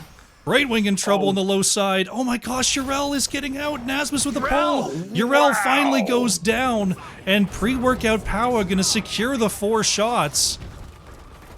And they hang on. Your pre-workout Powah, that's exactly what you needed right there. Getting the split right there. Not exactly what my FComps tend to thrive in, but just beautifully splitting up the members of We Taketh Awayeth, getting that pressure, getting this bottom bell tower very, very low. Boss is on the table here as we see a rotation toward the top side of the map, unaverted, going in, gonna clear out this top wave. Near 3 members of We Taketh Awayeth, they're walking away. We see the danger pings. There's CPX looking for the tug, not gonna be able to get it onto Weary Day, who's able to blink heal out, but there's the combo onto Tremor, rewind. Tremor's in trouble. Silence goes out. Tyrael is gonna fall. Now Brightwing is silenced for a moment, trying to bring it on back. Sticky Bomb is going to prevent further engage there from Murden, but a great timing on that pick. Legacy is going to shove Tahaka away next, and they may be looking for a 6 cap here. 6 cap after everything that's happened in this series would be so wild, but there's yet another tongue onto Legacy. Slug Hunter able to sidestep the Storm Bolt, but it's not enough to save his life. This fort is going to go down, and we are, in fact, going to see a 6 cap. I saw it called in the chat by Rhett. He said game gets so hard at 20 for We Taketh, and I gotta say, Rhett, you're getting vindicated right now. With the state of how this game is going, the 6 cap is here. The 2 altars, the disc onto Yrel, I don't think they're going to be able to turn that into a kill. And that is going to be permanent shots just decrementing down the core HP. Nasmus with yet another clone gets the double tug, the double bind. Stormbolt not connecting in the bottom lane. Maka hopping the wall. Look at the Let's see mule what they healing do. up the keep. This is huge plays. Zergling is being pushed out, has to Seraphim to survive. Ultimate Evolution is taken down here. Maiev is working on the channel. We Taketh Awayeth. They've got to move up. There's the Sanctification. They've got to dive onto this keep.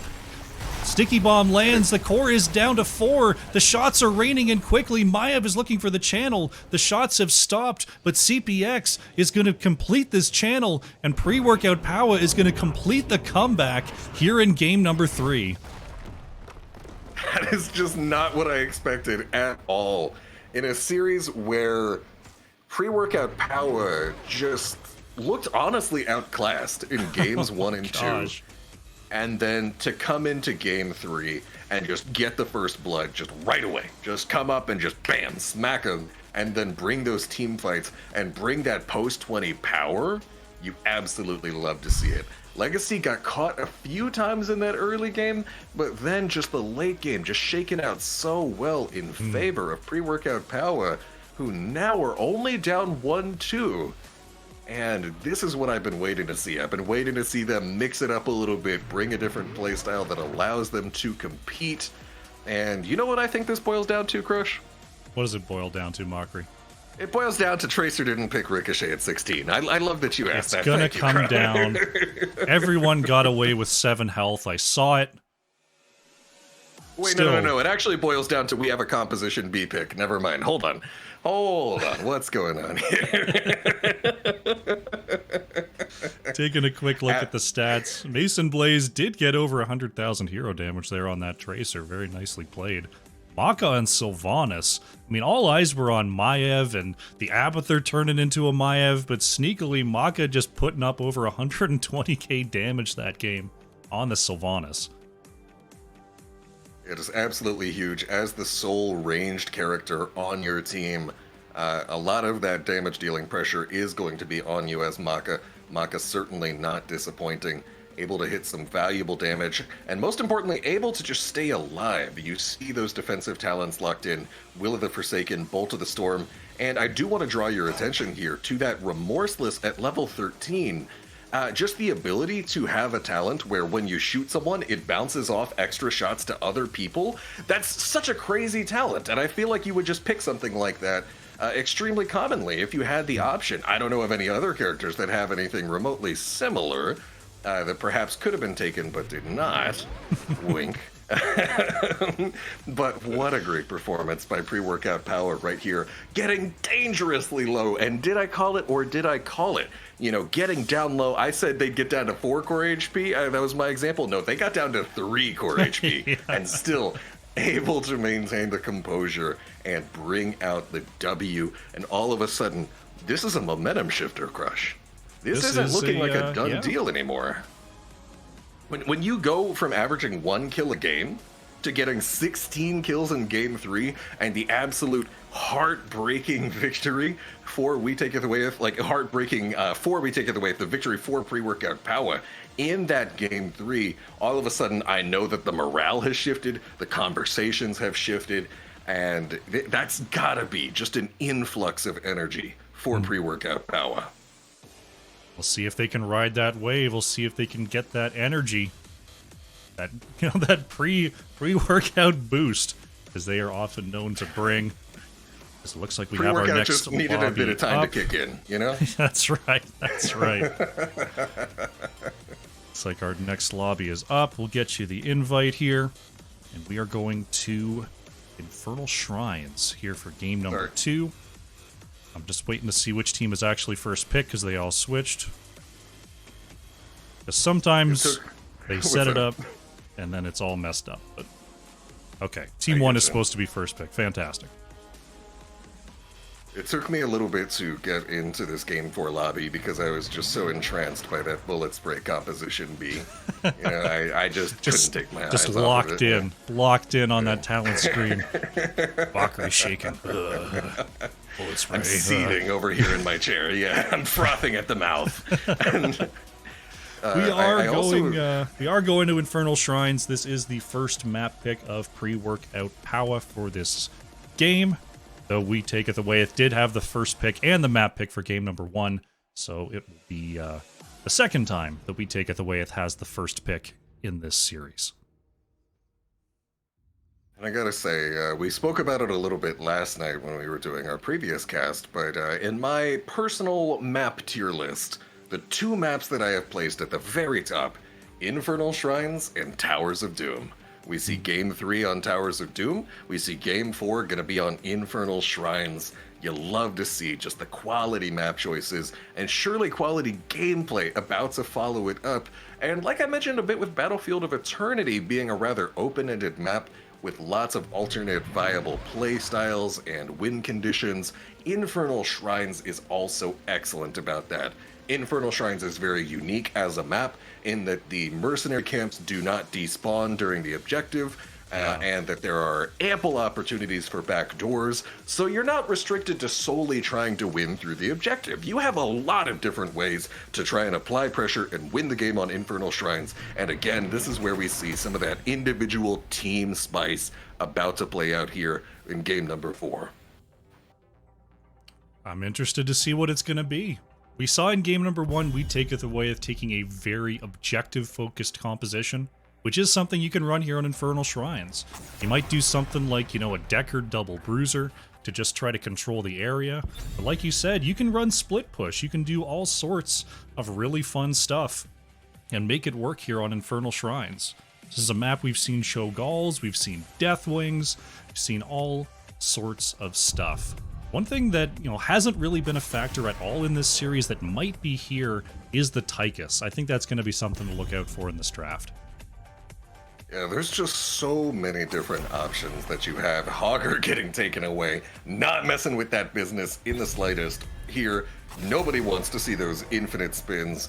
Junkrat, of course, still not going to see the light of day in this series. And Maka's Sylvanas, after performing so well in that previous game, and after having been run in game 1, they're going to say, no, you're not bringing that back onto us. You're not reprising that Sylvanas here in game 4. I'm going to use that word every game. It's so good.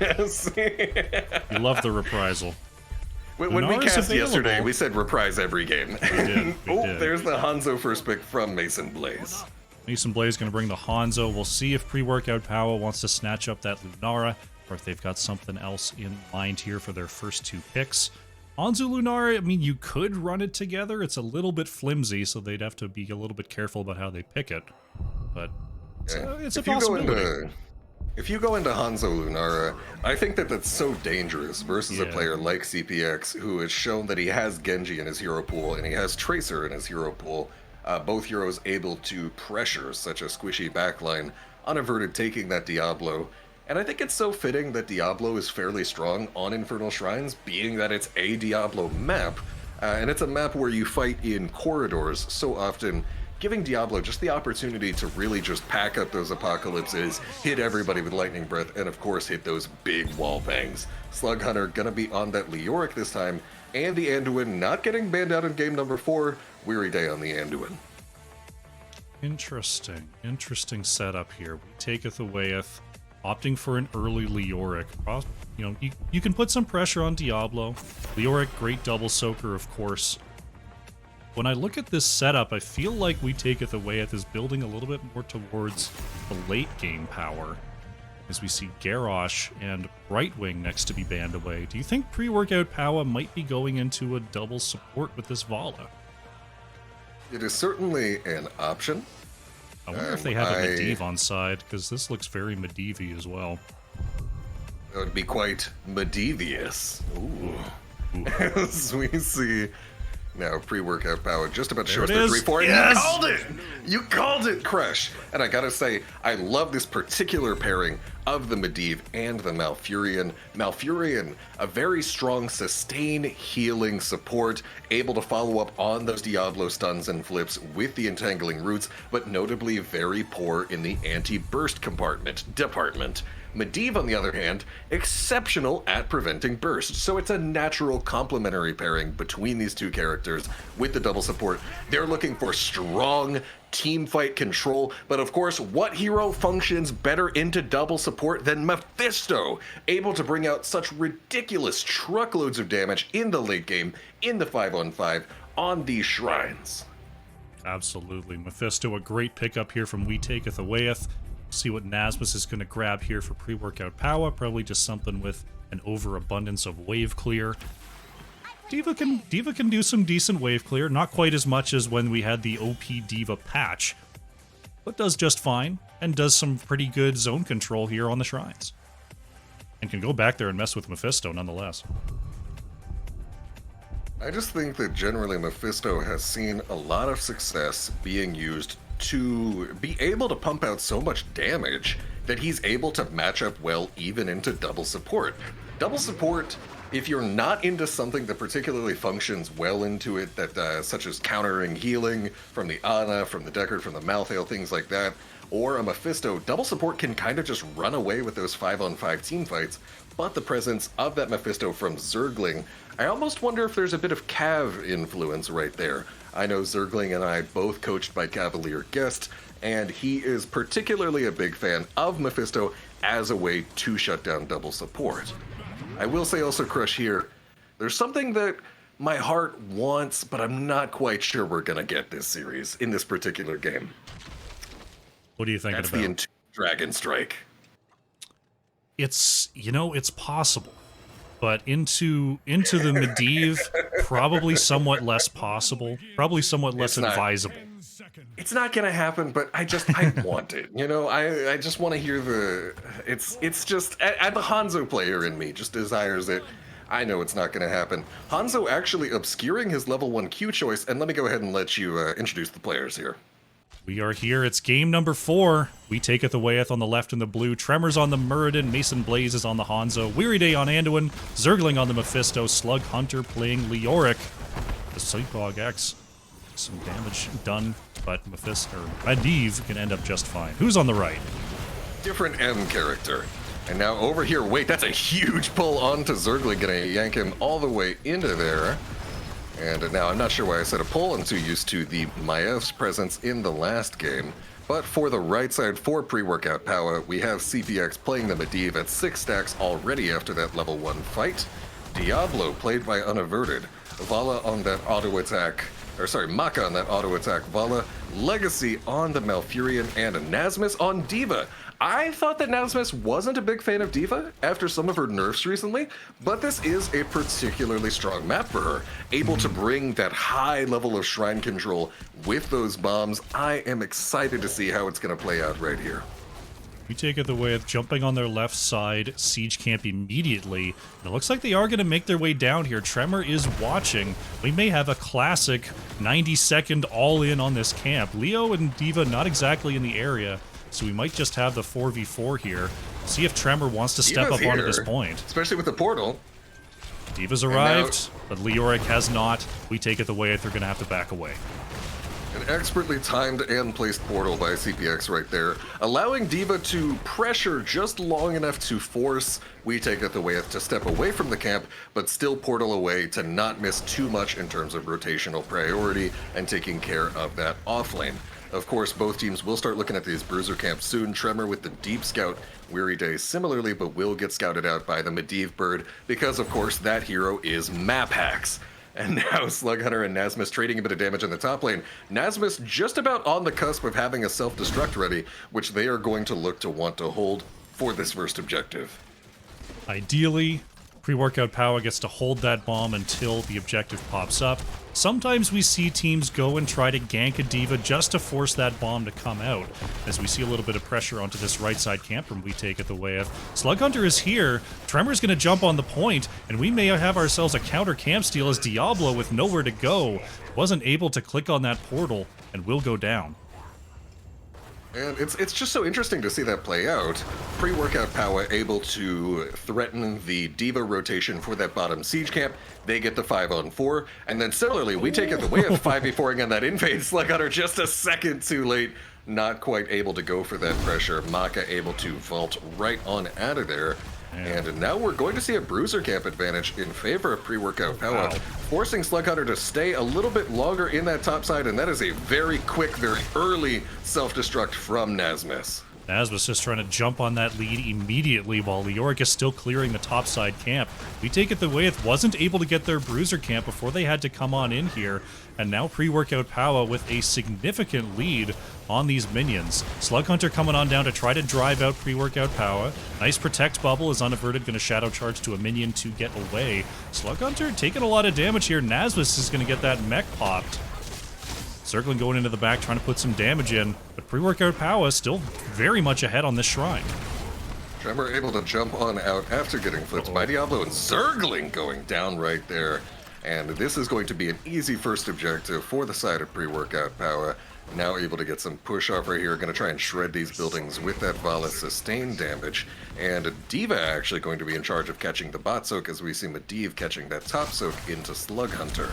At this point, they're going to try and get whatever damage they can onto this mid-gate. Vala able to output such high levels of sustained damage. They're not going to be able to get this first mid-fort. Hold on, there's a stun onto Tremor, but it's a Muradin. They're not going to be able to get the kill. Punisher will go down soon.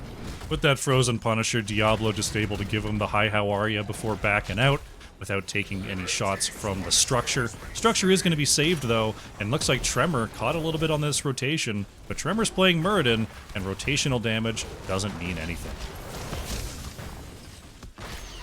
When you're into double support, any kind of chip damage you get just feels like it kind of didn't even happen, to be honest. And we see pre-workout Powah yet again threatening to take this camp, and with the D.Va significantly closer to them with this double support comp, it's basically just theirs for the taking. No contest from We Take It Awayeth, who have now seeded 2 of these bottom siege camps at the moment. They are taking this. There is full vision, I must remind you, from the Medivh Bird, so the invade is being threatened by pre-workout Powah. CPX thinking about ferrying them in, but just checking. WTA would back off of there, but with the bluff presence called, of Slug Hunter, can't they take. just couldn't go for it. Yeah. D.Va and Leoric will move across each other in that top lane corridor. As it looks like another rotational portal is going to be coming on out here. But pre-workout Powah, they're actually not going to take the portal. They're going to have to stay here, as it looks like D.Va is grabbing that soak. Both teams very close to their level 10s. No one's got a significant XP advantage at this point, as we're loading up for our next shrine in the bottom lane. And now some vision being granted by the Hellfire and by Medivh. Unaverted scouting for just a moment. Stepping up to Slug Hunter will get the flip. Wraith walking right on out, just long enough to escape. We see a portal bringing in Nasmus on the flank, and nothing really is going to happen at the moment. Maka checking. Zergling gonna just... Another hi, how are ya? This time from Mephisto, just going over the wall there, putting some damage. 10s are starting to come online. Nice stun onto Medivh there from Tremor, to make sure there wasn't any further engage there. Everything looking pretty normal on the heroics front. Nothing yet from Muradin, though. We'll see if it's possibly holding a Haymaker here for Tremor, and there it is. Haymaker to try to push people off of those portals. Oh, there is the Endurance of Hatred from Zergling, not going to connect. And I will remind you that you cannot get into a portal while you are rooted, so it wouldn't surprise me if we see a high level of interaction, or at least attempted interaction, between Zergling's Endurance of Hatred and CPX's Dark Portals right here. Now, with this objective coming up soon, both teams are definitely going to want to take their Bruiser Camp, get that top lane perma-pressure during this objective. Mid-siege still alive for pre-workout Powah. Both teams just going to take a moment to form up. Nasmus has got a bomb ready already. You love to see it. And I think we're going to see, just as we saw in that first objective, probably a hair trigger on that self-destruct yet again. D.Va's there first. We might, yeah, I mean, this is a pretty similar situation. Nasmus might just pop it and go, I just want 10 right away. Gonna hold it for now. Slug Hunter has been seen. There's the boost. Nasmus trying something a little bit different here. Gonna hold the bomb for a moment as Slug Hunter takes a couple of those minions. Wow, actually 10 minions over to WTA. A lot of good last hits there before the rest of the team could come on in. Now both teams posturing at the moment. Medivh gonna hit the ley line onto just Mephisto. The follow-up attempted, but a well-timed arrow from Mason Blaze will land onto Unaverted. Going in there, wow, the stun on a Tremor. How did he find that angle? The lightning breath able to get the pressure. Muradin going down right at the start of this fight. Yet again, just securing a timely kill. Nasmus did use that self-destruct, building it back up. And there's the Endurance of Hatred landing on the mouth. Not quite able to get the kill, though. They bring out the bubble. There's the light bomb. There's Leoric hitting onto 3 on the push back. Zergling putting some damage out. Nasmus getting low, but it's still just the mech. Slug Hunter going to try to get a couple of last hits here. Maybe inting for it, though. It is just Leoric. Only 5 more hits needed, but Zergling, oh, is going to be saved by Weary Day. And now we take it Awayeth, not able to get any more hits. Pre-workout Powah going to lock themselves up another objective. Tower. Oh, there's the Haymaker knocking Unaverted under the towers. There's so much healing. Unaverted is just waiting. There's the bubble. Tremor is low. Tremor's actually being chased out, and it's Muradin that's going to go down. Unaverted just waiting for a train there on the bottom side. Actually has to walk away there. Was taking some shots. Just gets knocked behind enemy gate, just calm, cool, and collected, says, hey, I've got a Medivh, I'm Diablo, I am one tanky fella, right there. I am not worried about this situation. A strong advantage for pre-workout Powah. They've got the XP lead, they've got this healthy Arcane Punisher dropping in, buying them time to get the siege onto the mid fort, and an invade on this camp over here for Nasmus, who has yet another self-destruct almost lined up. It is very, very close. And pre-workout Powah just in the driver's seat for this entire game so far. This Medivh comp is doing great things there. The ults showing to be in favor of pre-workout Powah, at least in that first engage there. We'll see if the Durance, if the Haymaker can possibly separate one out here for We Taketh Awayeth and turn things around for the next shrine. But pre-workout Powah, they've really opened up the map here. D.Va is just grabbing every camp possible. Pre-workout Powah looking to soften up the top lane next. And We Taketh Awayeth, they're certainly not locked out of the map just yet, but things are not going the way they'd hoped. Yeah, We Taketh Awayeth, I must point out, onto this next middle mortar shrine that's about to come out, does not have a fort. meaning that not only do they not have the safety and sanctuary of it, but they also don't have a healing fountain, a privilege that pre-workout Powah does have available to them. So pre-workout Powah, double support, and healing fountain, it is going to take a monstrous effort by We Taketh Awayeth in order to win this next objective. However, this is still anybody's game so far in a relatively low kill count match. Only 6 kills in the first 11 minutes of the game so far. Both teams posturing in mid lane. Pre-workout Powah would love to get a big advantage off this next objective, because going into a Mephisto Leoric level 20 is definitely something they don't want to spend too much time doing. If pre-workout Powah can get a significant enough advantage before those 20s come online, that's going to really, really favor them in the late game. We Taketh Awayeth. They might be able to make something happen before then, but so far, the post-level 10 fights have absolutely been pre-workout Powah all the way. Just the ability to absolutely dominate with double support, that's nothing new. And of course, we're about to see probably Temporal Flux on the side of Medivh. And yep, there it is, getting that heroic ability cooldown reduction. We might expect to see multiple leyline seals per fight at this point. That's going to be a lot of disruption for pre-workout Powah. However, speaking of 16s, I fully expect 100% bet the farm on it. We're going to see piercing arrows from Hanzo. Also a very significant power spike in terms of this map, increasing his ability to defend against this objective and to secure it themselves. Of course, Nasmus has a self-destruct yet again, ready for this. Bruiser Camp well timed by pre-workout Powah, but both teams have a 16 going into this objective. 16s are here. We'll see who's got the better spike. We'll see who's got the better positioning. D.Va down in the bottom lane to start things out here. Top lane is going to be cleared up by We Taketh Awayeth, so pre-workout Powah able to jump onto the point. D.Va is now on the way. Baka going to start this up immediately, and now the fight is beginning. Light Bomb is going to come out early here, going to find a quick stun onto Diablo, still at full health. Durin's into the backline is going to catch Medivh. Lightning Breath coming on out from Diablo is another Protect Bubble, going to keep Unaverted's health high. Leyline Seal already below half cooldown. Can you believe it? Temporal Flux, what a crazy ability. And now an early lead on this shrine from pre-workout Powah. We Taketh Awayeth honestly looking a little bit unorganized in these fights. There's a Dragon Arrow. Dragon Arrow coming out as well. Zergling putting in some big damage as Unaverted looking for a pin. Mephisto resets are coming in hot.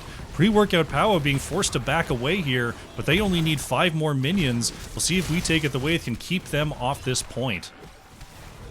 Micro missiles, no last hits. Massive shield for Zergling right there. Oh, and there's Tremor getting knocked away. Sorry, Unaverted getting knocked away from the portal. Will be able to land the stun combo onto Zergling. Desperate Prayer keeping him up, but Leoric will go down, followed by Mephisto. 2-0 in favor of pre-workout Powah. They're still portaling in. They want more. Mason Blaze making it 3-0. And there's a Leyline Seal. Can they make it 4-0? There's the Leap of Faith Weary Day. They're not done. Oh, they might make it 5. They find the pin. The Punisher is going to jump in and chase towards the top lane. And Muradin goes down. Pre-workout Powah get the objective. They get the ace. Slug Hunter is going to be back in a moment. But this could be keep and this could be more. At this point, with these death timers as long as they are, with a Punisher as healthy as this is, Slug Hunter can jump that Punisher, can bait it towards bottom a little bit, will get the Entomb onto Maka, but of course they are against a Medivh, they are against double support. That damage is only temporary at best. At this point, this is a very healthy Punisher stepping forward, a 2-level lead in favor of pre-workout Powah. Slug Hunter dropping very, very low, baiting this Punisher away. Leyline Seal does come out, but this core is dropping fast. The Punisher is back on the core. We're down to 50% here. Pre-workout Powah just dancing around, just trying to buy time. Light Bomb goes in with the stun onto 3. Mason Blaze is trying to kite the objective away. There's the Lightning Breath, though, and that is going to be it. Pre-workout Powah have evened it up and are going to force a game number 5. If you had told me at the end of game 2 that this is how games 3 and 4 were going to look, I would be very surprised. This has been the story of these teams. It's, it's not always, giant slam after giant slam. It's not, landslide after landslide, but these teams just go to game 5 so often here. And it's amazing that pre-workout Powah, they haven't eked out a couple of victories. They've just they've looked very, very solid here in game number 4. I loved the way they played this Medivh comp.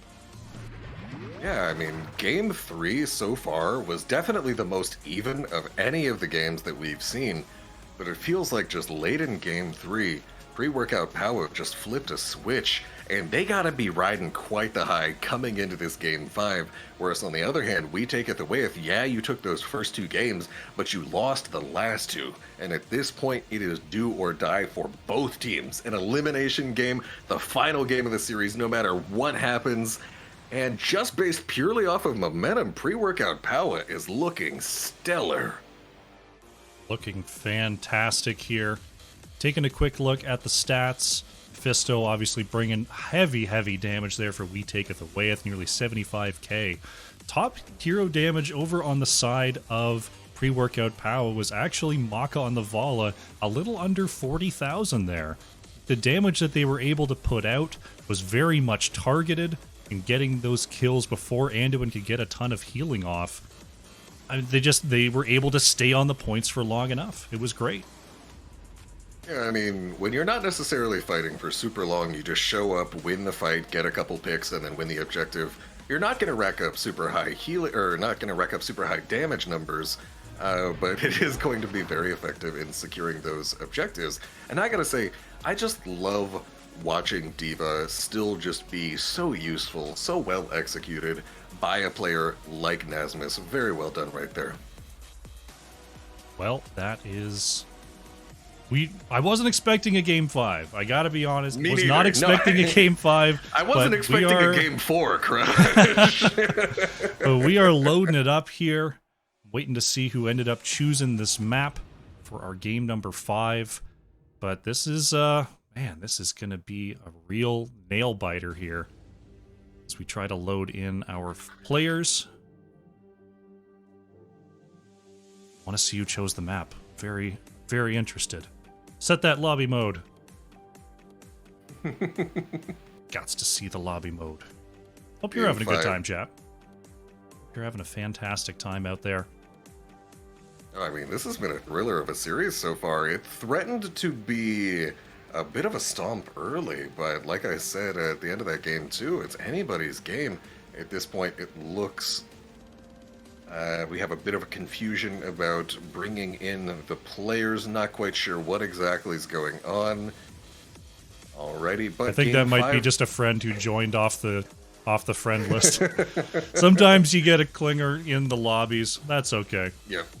No, I've had times where I just like hopped into a custom game to try something out, you know, to test something out for a YouTube video or whatever, and I get competitive players just joining on me, and they're like, "Oh wait, this isn't in-houses?" Oh, and they just hop out. That's always funny when that happens. And here we see, it looks like so far first draft, first pick going to Team 1, indicating that we have pre-workout Powah choosing Cursed Hollow for this last game. The teams are readying up, and I can't help but think we're going to see the influence, some heroes right here that I think are going to show up back again. Maka on that Sylvanas is at least going to be a threat. Sylvanas, this is a map, Cursed Hollow, where pushing with bosses is critical. And what hero pushes with bosses better than Sylv? That's certainly going to be on the table. Slug Hunter has already played Tahaka twice. I expect him to very strongly consider reprising that for this final game of the series. We got a lot of options here in game number 5, but no matter what it is, I know it's going to be good. This is it. This is Cursed Hollow. Sky Temple, the only map left out of the pool here. They choose Cursed over Sky. We Taketh Awayeth will be first pick once again. And Cursed is a map that, kind of similar to the first 2 games, has the potential to end early. If you can get on a roll, you can get 2-0 on those Cursed points. You have a lot of options to run the map here. So I feel like picking a comp with some early game power is going to be important for these squads. See, the Nubarak, I believe, banned for the first time this series, and Maka's Sylvanas is not going to be an option. It's leaving some bruisers up here, as I imagine Junkrat is removed. There it is. So Hogger's up, Blaze is up, Lunar is up, but there's that Dahaka. Slug Hunter wants to go back to the winning ways of the earlier part of the series. 2 for 2, Jack. Did I call it or did I call it? Before we even got to second team's first pick, let's go. Sylv and Dahaka taken away. I wouldn't be surprised to see Brightwing return for Weary Day as well, trying to get that global advantage here. Maybe even a Falstad brings a high amount of boss control with that Gust, as well as the global, and there's the Hogger from Nasmus. Nasmus going to try to run the camps, run the lanes on this Hogger. Hanzo, CPX bringing that. There's a lot of great corridors for Hanzo to fight in, and of course the Dragon Arrow can come from out of vision so easily. Tremor going right back to the Muradin here. Mason Blaze going to do a Grey Mane for us. Some great camp potential and some great burst potential to possibly follow up these Dahaka engages. Yeah, just looking generally solid right there. Really good siege with the Grey Mane. Muradin, just a great hero in general. Dahaka with the global. This could go into multiple different styles for We Taketh Awayeth. Not showing too much of their hand, and it just looks like we're just stacking up solid heroes at the moment with the first half of the draft, and we're going to get into more specific playstyles as the second half post-third ban starts to shake out. So if I'm We Taketh Awayeth here, are you worried about some kind of cheese? Are you thinking Vikings? Are you thinking Abathur? Probably not with Hanzo. They're going to just remove a solid pick in the Brightwing to try to control the global game. Do you feel like there's a Falstad Hanzo possibly coming out here, or is that too cheeky into a Grey Mane? So what I think here is that you can't pick a Brightwing, and if you pick the Falstad, you are opening yourself up to a terrible possibility of having to go up against a Zeratul. And Yeah. Zeratul able to just feast on that backline of Hanzo and Falstad, no Brightwing to save them. Still very much an option if you ask me. Into what we see right here, I would at least heavily consider it for the side of We Taketh Awayeth. You're able to go for whatever playstyle you want. You can dive that backline. You can go for the big VPQ. You can go for the split push with the auto attack Zeratul. You can bully that backline with the auto attack Zeratul. A lot of options available, but it may come down to specific comfort and practice at this point. We do see Lunara banned out in the first couple games, and there's Mal Falstad on the side of We Taketh Awayeth. Big global advantage right here. No globals on the side of pre-workout Powah. 2 for We Taketh Awayeth. Unless they go Hogger Tank Vikings. Nope, it's Varian. Yeah, throw him a curveball. All right. Wait a minute. We've been had. And Varian, now- the final pick, going together with that Stukov. Very much classic combination there. We Taketh Awayeth. They look like they're trying to run this map right now. Pretty similar to what they did on Battlefield of Eternity. Pre-workout Powah looking very confident in their ability to run in and find those quick picks. It's going to be a clash of styles once again here. And I will say one thing that is on my mind in regard to this is really just how are the fights over the boss pits going to look? You, of course, anytime you're talking about a Falstad and Cursed Hollow, you're thinking about the Gust, pushing people off of that boss point to secure the captures, but you're into a Hogger, who has a very long duration, effectively infinite duration, unstoppable, that allows him to stay near that point, override that Gust, and play for that boss whenever he wants. This could go either way. I'll be honest, I'm not a huge fan of the Varian right here, but it could exploit the Malfurion's weakness in dealing with the burst presence with the combo of the Varian Stukov, able to set up those single target damage kills. And I just don't even want to call this either way. I've learned that anything can happen in this series. It's going to be it here, though. We're at game number 5 for the final time. We're going to present these teams. On the left in the blue, it's We Taketh Awayeth, Weary Day on Malfurion, Mason Blaze on the Grey Mane, Tremors on Muradin, Slug Hunters on the Dahaka, and we've got Zergling on Falstad. Over there for the right side, our very last time of the series today, regardless of the result, pre-workout Powah, trotting out CPX on that Hanzo, Nasmus, taking it from Diva to Hogger this game, Unaverted on the Varian, Maka Lunara, and Legacy on the Stukov. We'll see what the clash is like here. We Taketh Awayeth pre-splitting top and bot, Falstad staying out of vision for now, just to be a possible threat in the mid lane, but does walk on forward. We see Varian already down there trying to deal with the Haka, Unaverted, just doing what a good pre-4 Varian can, and just grabbing some of those minions. Oh, huge damage onto CPX right there. Legacy doing his best to peel in the mid lane. I was watching the Hogger flank.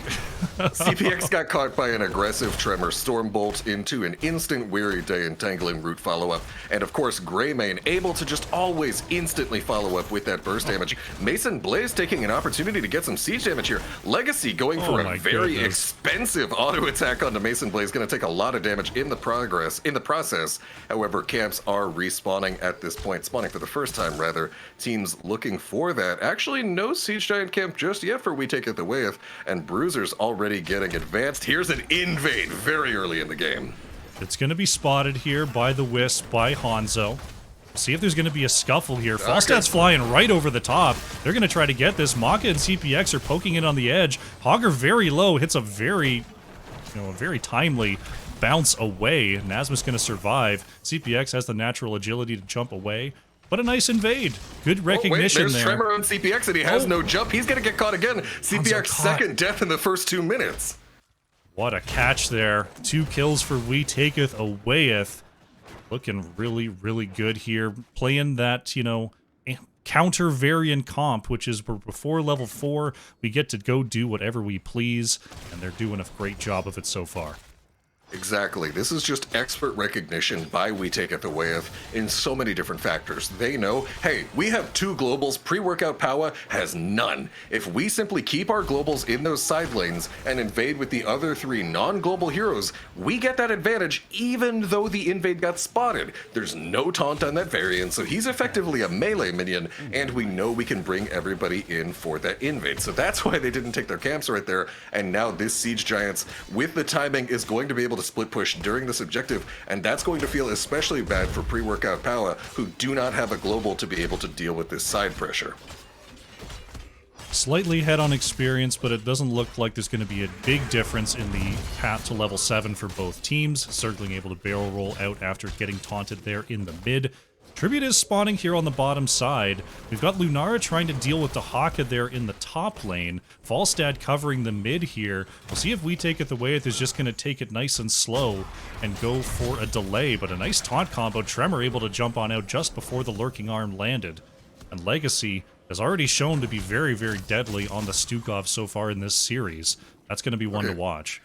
Let's just be honest, Legacy is just a deadly support player. Okay, that guy knows what he's doing. As we see both globals coming in, onto unaverted, instant tongue from Slug Hunter, followed up by the entangling roots. The CC chains are there. 3 kills to nothing for We Taketh Awayeth. Boss not going to come up just quite yet. And we do see a Quicksilver Bullets. I love it. Everybody's been picking the other Greymane 7s, and I feel like I've been taking crazy pills because I feel like extra range is just insane. So I feel validated by you right there. Yeah, it's just, I'm an auto attacker at heart, you know, ooga booga right click. That's all I know how to do. Regardless, we see Legacy defending bot lane. Falstad, Zergling now waltzing back up to that top side. And, Nazmus actually tried to interrupt Slug Hunter's rotation onto mid. Slug Hunter dodged it with the burrow, and then able to get the wallbang, actually able to get, Slug Hunter able to get the tongue onto Nazmus, bringing him under tower shots for a moment right there. Well played in that little micro one-on-one. Tremor gonna take out that mid tower. Maybe? Oh no, gets taunted before the auto attack, has to jump out. CPX tries to get at the Loot Horde with the kill. Oh no, Murden thought that the auto attack was going to be enough, but then went back in and got taunted. What a play by pre-workout Powah.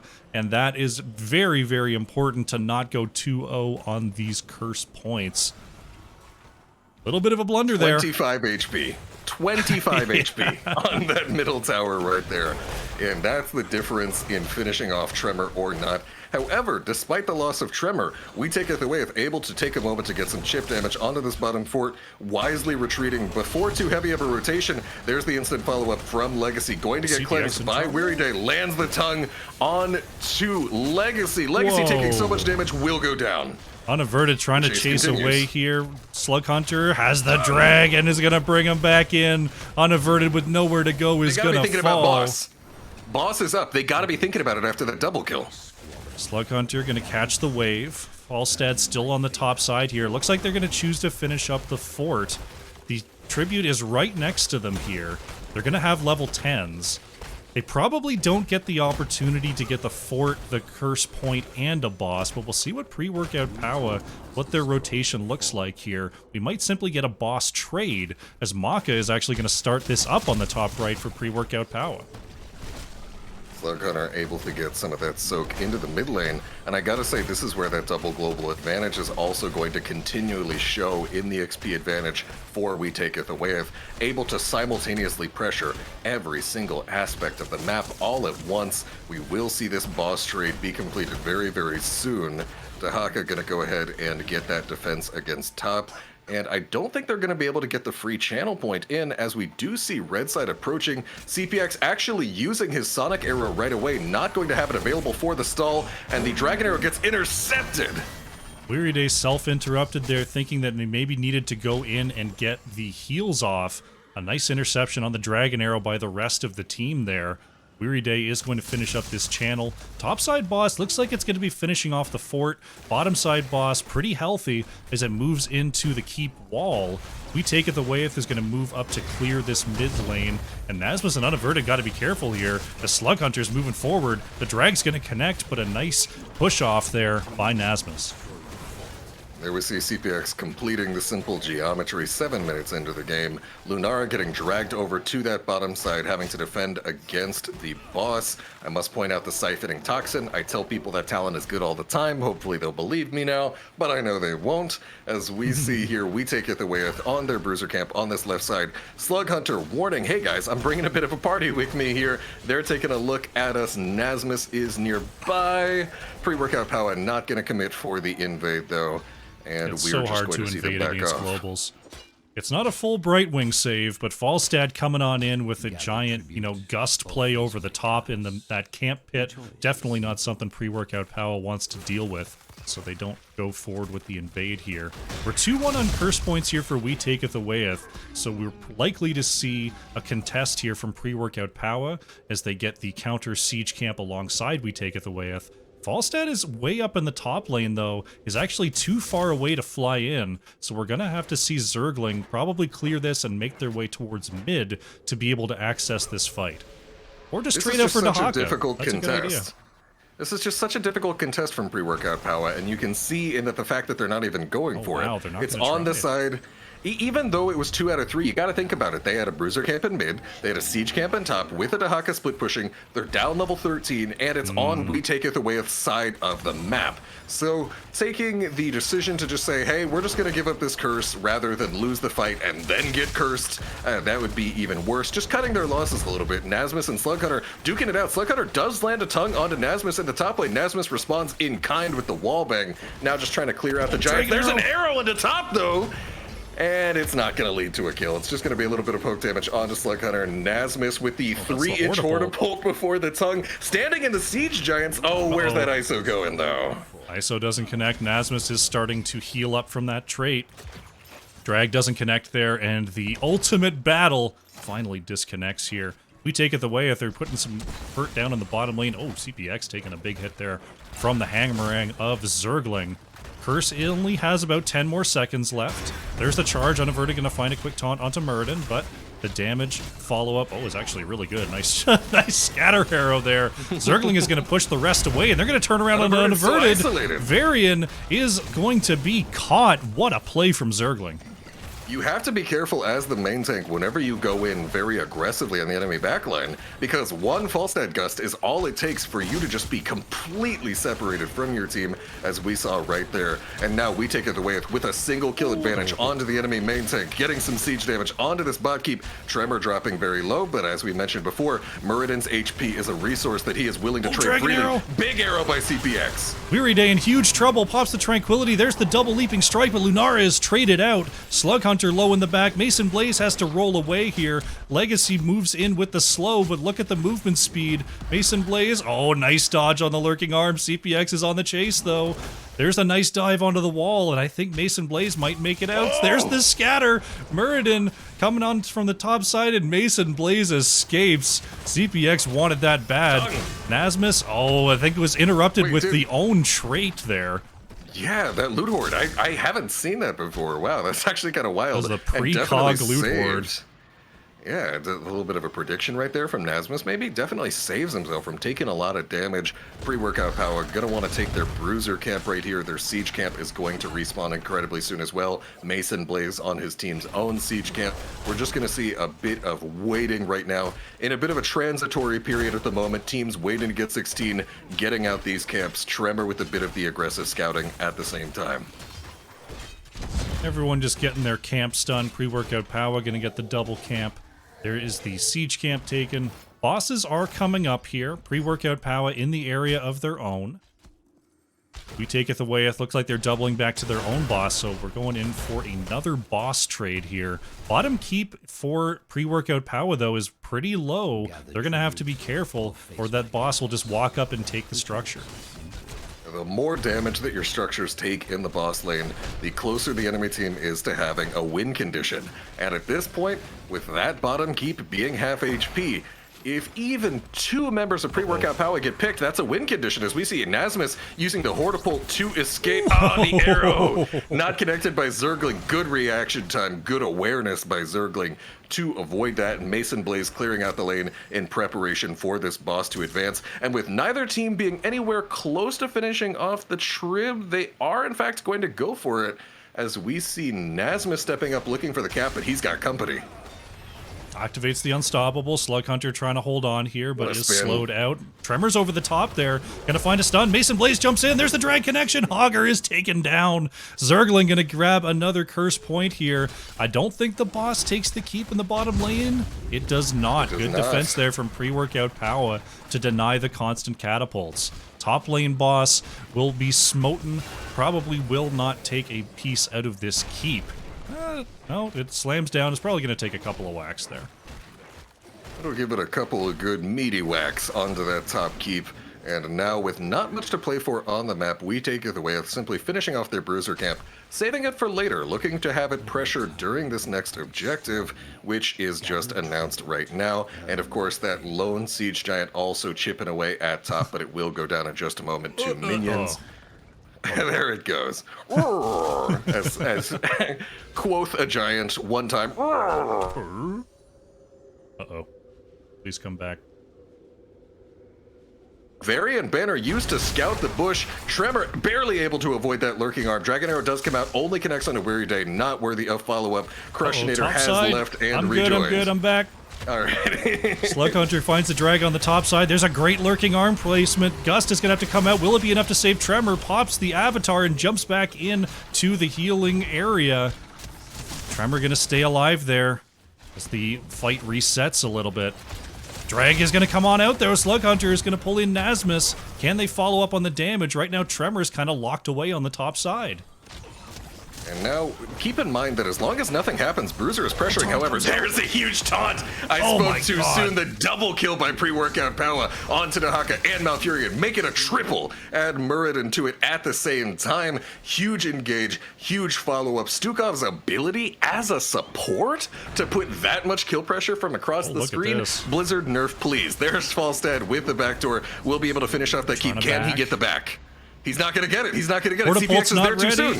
Scatter misses. Oh my god. The Stormbolt connects. Zergling is going to get chased down here. I can't believe the Scatter dodged, but the Stormbow was ready to go. Nice find there. The keep is taken, traded out for 50 seconds on Falstad. And that means Falstad's not going to be up for this tribute, and pre-workout Powah could get themselves a curse. Mason Blaze timing that siege camp, delaying the capture, as we've seen We Taketh Awayeth do over and over again this series, trying to get it to push as late as possible during this objective. With so many members of We Taketh Awayeth dying, though, definitely not able to contest this. This will be a curse for pre-workout Powah here, who would love to pick up their first keep of the game, or even just their second fort, honestly. Open up this map a little bit. Mason Blaze looking at Nasmus in this top lane. Nasmus felt it coming. Still in the area here, but it looks like the rest of the crew is coming on up to help out as the curse is activated. Nice job by Slug Hunter avoiding the knockback. Hanzo has to pick play of the game here. I have to imagine, at least if a fight were to break out, that upon hitting 20 he would pick it, but Hanzo's going to have enough time to rotate towards his team at this point. Curse is now activated. Hanzo is on the way here. The game is locked. Keep is going to start to take some pressure. We take it away. If not even going to step in range, just not going to give any kind of engage there. Top keep will fall. If you get baited into defending this keep, all you're really doing is just fighting down level 20, and not only do they get this keep, they get the game. Wisely recognizing and having the discipline to say, hey, losing that keep is better than losing the entire game. We're going to give it. Now, both teams having an exposed lane in their boss lanes. At this point, I think that we're not going to see boss trades as much as just maybe contesting, but who knows? Right here, both bosses eerily similar in their respawn timing. I want to say only about 2 or 3 seconds off from each of the others. Teams posturing around theirs. Bruiser Camp secured 4 pre-workout Powah. Are we going to see a boss race to the core? They're both just setting up to take it. The globals would seem to favor... Pre-workout Powah, they've got the minions already pushing onto the keep in the top lane. We take it Awayeth does not have the minion pressure in the bottom lane here. I'm not sure what you do here. Boss is claimed by pre-workout Powah. They're not charging to the top lane just yet. We take it Awayeth grabs their own boss. Looks like pre-workout Powah wants to find a flank here. Slug Hunter stepping forward, starts the back, but here's actually the entirety of pre-workout Powah jumping on him. Tunneling Claws going to enable Slug Hunter to back up. Will get interrupted on the tongue by Dragon Arrow, and there is a wind tunnel isolating a bit. Hogger no controlling deep in the backline, but so isolated, will get picked off. No control. As nice job by Falstad isolating the rest of the team. It's only the 1 kill. Greymane had to break off to the top lane. Pre-workout Powah is going to clear this boss. We take it Awayeth. Might take a little bit of core HP here, as Mason Blaze is locked on, is calling for help there. Pre-workout Powah, smite the boss. Falstad is on the way here. Catapults are being delayed by the body of Greymane for now. Looks like the core might take a smidgen of damage. One more auto. Yeah, just the 2%. GG. GG has been called. The advantage is immense with the 2% core HP. And now here we see We Taketh Awayeth getting this Bruiser Camp. And I gotta say, I thought that would be a little bit more game deciding when I saw the Hogger get dropped right there. I thought that we might see a little bit more pressure, but no, this game continues to extend just a little bit longer. Bruiser Camp now going to push mid. Yeah, I can see the thought process from We Take It Away. If they go to the bottom lane right away, that's the play. Either they win or they lose. The boss is in the top lane is going to take their core. So they're saying, we think we can win the next fight by making this play. And now at this point, Mason Blaze contesting this. Pre-workout Powah way too far away to get this contest. They're just going to go ahead and let it happen. Down 2-0. Next trip could very well mean the loss of all keeps and some threatening onto the core of pre-workout Powah. We take it away, backing away at the moment, not looking for anything too spicy as they know their siege giants are pressuring that top. Tremor gonna jump on out of there, doesn't get over the wall though. Oh no, Hogger's gonna go in there, there's the swipes, there's the gust away, everyone committing, Zergling gets out of trouble, but Hogger gets caught. There's the single swipe from Legacy, they're on the chase. Mason Blaze trying to get in range, but another swipe from Legacy. Slug Hunter is gonna dig on in and try to stop these backs. Taunt from Unaverted. Tremor moves up, misses Legacy, but the damage is too high. Stukov is down. We Take It Awayeth are going to continue on forward. Can they move into the core? At this point, Tremor jumping forward onto Unaverted. Wow, the charge onto Lunara from Unaverted, barely saving him by the skin of his teeth, able to get out of there. CPX defending onto the top. Going to the objective. And Falstad flying away. The rest of We Take It Away going to stay in mid lane. They know that a curse is imminent. They're just going to get started with this siege pressure right away. With 2 members of pre-workout Powah dead, I honestly feel like they could have just walked past and started threatening the core. They see it a little bit differently. They're getting this siege pressure onto mid. Taunt goes out onto Tremor from the variant, followed up by the entangling roots, followed up by the tongue. It's everything but not quite able to get some damage onto Unaverted, and Hogger's coming up soon. Hogger's about to be back. There's some pressure in the mid lane, but there's no pressure in the bottom lane. We Take It Away if they're going to start circling around the core, but Nasmus is here. 10 seconds on Stukov. There's a stun in the back. Play of the game comes on out. The taunt is in on a Weary Day. There goes Malfurion. Nasmus pushes away Falstad in the back as Trummer tries to move on out. Slug Hunter is going to be taken down. Pre-workout Powah has defended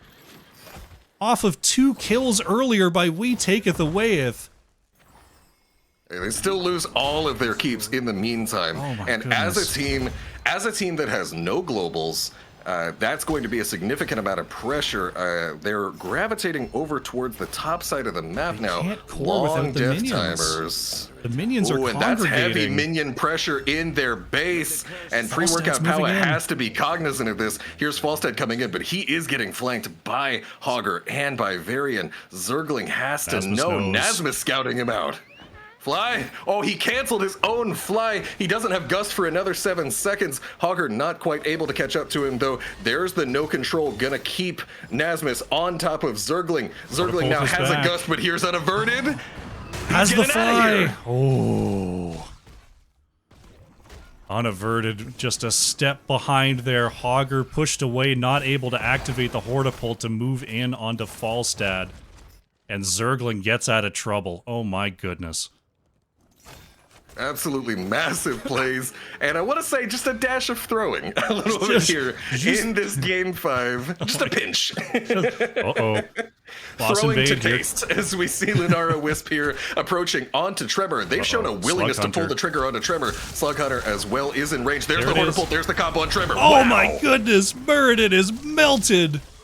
That's a 60-second death timer, and pre-workout Powah, they're on the boss. We Taketh, Awayeth are going to have to make a gargantuan play here. They've got pressure in the top lane. The mid catapults are starting to build up. Can they just move past this boss? Falstad is not going to be able to make a Gust play here. There's the boss. Are they going to have to go core race? No, at this pre-workout point- Powah's doing a double boss play. They're going for the double boss. Bottom's too fortified. At this point, you gotta remember, bosses scale every minute.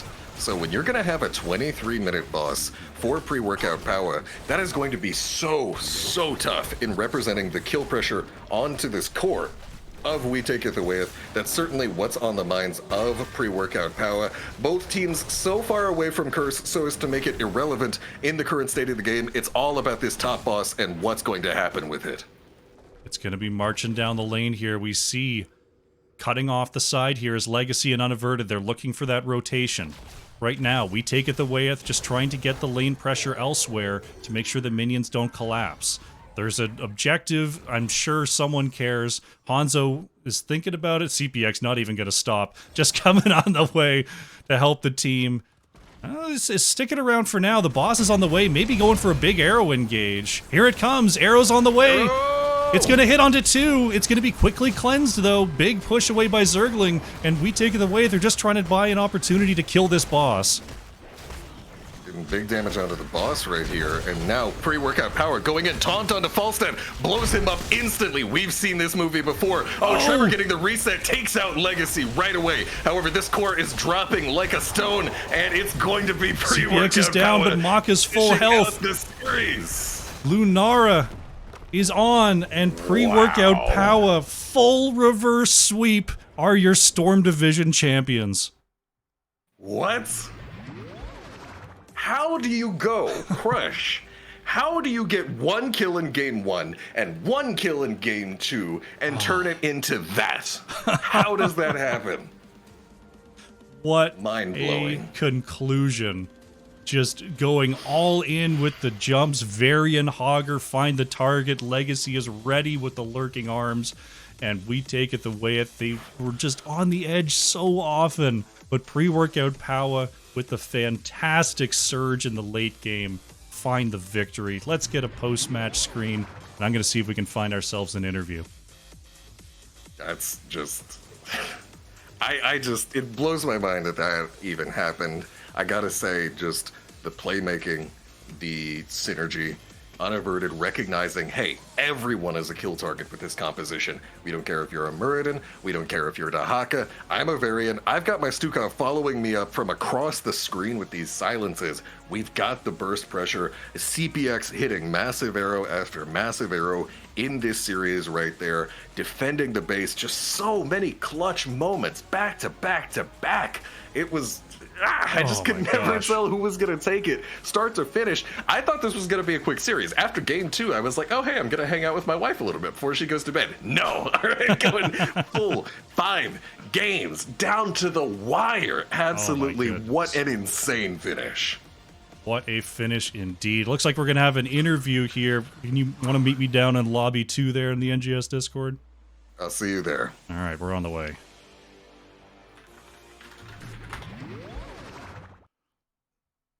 All righty. We're going to wait for CPX to join after a crazy, crazy series. And there we go. CPX, Yo. welcome. Congratulations on a tremendous reverse sweep. Oh, thanks. That was wild. That was something else. Oh, What I a thought for series. sure we were about to get 40-0'd for the 3-0. Like that. I mean, that was. Yeah. I mean, yeah. Then that was wild. And then I started off the last game of the series too, just like the other ones, just inting out of my mind at level 1 and then level 3. But yeah, we pulled it off. Great teamwork. Teamwork makes dream work. Just wow, what an incredible series. Let's start with game number 3. We Taketh Awayeth was coming out the gates strong, absolutely controlling the map there. Is that something that you felt was going to happen regardless with that Abathur comp? Just a little bit of weakness in the early game? No, I mean we knew that we scaled, but we were definitely not planning on that happening. Like nobody said it, but like I'm sure everyone was thinking like this is not good. Like we were down 2-0, and then they get triple cap on the first one. Then we finally look like we're gonna get a cap for the next phase, and then we all die still, and but we pulled it out. Man, just it was so nail biting from that point on. It was, yeah, like you said, it was looking like, oh my goodness, WTA ate their Wheaties today. And you take game 3 on Towers of Doom in very, very exciting fashion with the 6 cap, with the final shots. Infernal Shrines, it looked like the momentum was really, you guys had really picked it up. It looked like the pre-workout had really kicked in there. Tell me about the mood there going through game 4. I mean, I definitely took some more pre-workout after game 3, but I don't know. I think I don't know. We're pretty level-headed. Like we're obviously like disappointed when like things aren't going well, but we're not like tilters. So I think we just went into the next game, and then we got a great draft. We were all really happy. Nazis had said after we lost game 1, if we go to 2-1, like maybe Diva, and then he held last pick and got the Diva. I got Medivh, Diablo Medivh. I think we just all had a great time, good drafts, and yeah, Oniverd and Legacy might have joined too. I don't know, Legacy, you have any thoughts? Yeah, I wanted to talk to Legacy actually specifically here. Perfect. Legacy, I thought you were kind of getting ganged up on a bit in those first 2 games, and that takes some fortitude to definitely go through that. It felt like I was seeing them just pressure you hard. Game 1, game 2, y'all get 2 kills in the first 2 games, I believe. What are the comms like? What's the environment at the end of game 2 at your lowest in this series? How do you come back from that? What was going through your minds? What was being said in the comms? I'm pretty sure I threatened CPX with a Lunara game if he didn't stop hinting. They banned it though. They banned it. So I think that was where mine was at. But I mean, they played well. I think in game 3, like we realized like their whole comp is basically just to like jump on me, and it's like it's really hard for Stukov to live when there's a Urel and a Dahaka diving on top of him. So there's the Medivh. You can shove one. But you can't really like shove both. That was the Towers game. I see. Okay. Yeah. There's so much action. Forgive me if I miss out the timeline. Oh yeah, here. I'm on the same boat. There's a lot to soak in. Speaking of the Stukov, there's a lot of naysaying, a lot of down talk to Stukov right now due to that lack of cleanse that's so heavily valued. Where do you feel like Stukov fits in the healer hierarchy right now? He's definitely still really strong, but I think he's like a notch below the Lucios and Brightwings of the world. But yeah, I think he's definitely still a really strong pick. Biggest thing is you typically will see it like paired with like a Falling Sword Johanna or like a Lunara, so you have that like pseudo cleanse to help make up for it. Makes sense. Yeah, because I saw that Sticky Bomb getting big value for the vast majority of Game 3, even Muradin bringing it back into the team at one point into that bot lane, but still able to just turn that around. I gotta know, At what point? Can you give me a specific point in this series where you guys were just like, we got it? You know, like this is our series. We got it in the bag. When did that turn happen? Let me go on this one. All right, so when we didn't, you know how we didn't kill mid fort on game 3 on purpose? Like that was on purpose. Yeah. It was like the legacy we strat. It was we recognize that. When the minion wave left that thing at 1 auto attack from death, it was over. That's when the series it was over. That was so you're telling me down 2-0 in game 3, down 20 core health is when the series was over in your favor. Yep. Nope. But that's the joke I'll make. I think after we won game 3, I think it was sort of like the weight was lifted off our shoulders in the sense that like winnable, because we didn't just come back, because like if you look at like the series in the game we came back from like down 2-0, like then in that next game we were down so much it looked unwinnable, kind of like the series might when you're down 2-0, and I feel like we just kind of powered through. Oh yeah. You were down for the first 2.9 games.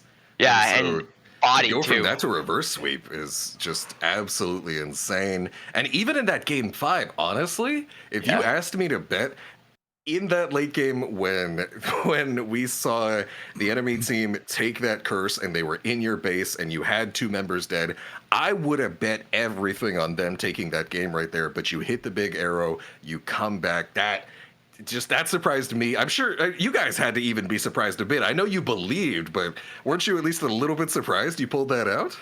I mean, Pog arrow incoming. I mean, that's like my favorite thing to say, and that's my favorite map to do it on. I think obviously like we made a lot of big plays, but I think like for me, like once I have level 20 arrow, like I just I sort of feel like the game's under my control a little bit, and we did a really good job of like not panicking and just like YOLOing the fight in mid. Like I know personally, I was thinking about like just YOLOing the fight in mid, like, oh, we gotta win, but then I turned my brain on and I just watched my teammates die while I mounted back to core and then defended. Just to make sure I'm understanding you correctly, CPX, you're telling me you turned your brain on in game 5 of the finals. No. I'm saying yes, I did turn it on. It goes in and out. It was off in the beginning of that one, but I just because I meant more along the lines of I was questioning making a very bad decision, and I instead made the correct one, which was good. I understand. Yeah, I'm just teasing you a bit. Yeah. Very well executed here tonight. Well done. Exciting reverse sweep. Great job. Thank you. Thanks for casting. Absolutely. They also gave fantastic CPX's game. Medivh, which is a no-no. That's that Medivh game 4. I remember we were talking about it. I'm just like, Diablo Vala. This is feeling very Medivh-y, and then it came on down. When they didn't ban Medivh, I was shocked. I was ecstatic. I thought for sure they'd ban it. Like everyone knows. Like it's like I was And we had shown, and it showed like you Vala Diablo. Like what it was so perfect. Yeah. Really, wow. I mean, great display.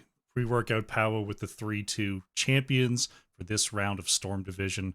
Tell me about the experience of this phase as a whole. How did you feel about the teams, the week-to-week matches, the sort of power level of the league in general? Did you have a good time here in season 4? Actually, I had a wild ride because most of this roster we tried to qualify for it with on the last week. We got knocked out of the qualifier by Diamond Hands, so then I joined not fans and was like, yo, like, you guys want to change the name to Pre-Workout Power? Like, what is a not fan? And they were like, yeah. Then we got farmed by like CCS or something. I think it was CCS, and like half my team quit playing. So then I had to like I brought in all the people I had originally wanted to play with. Basically, the entire team died at week 3, and I had to bring in a whole new team. And then we scaled through the season, like ended up knocking out Diamond Hands in the playoffs, like who I actually had stopped, basically gate kept us from getting an NGS division in the first place. But yeah, I think, sorry, back to more around to your original point though.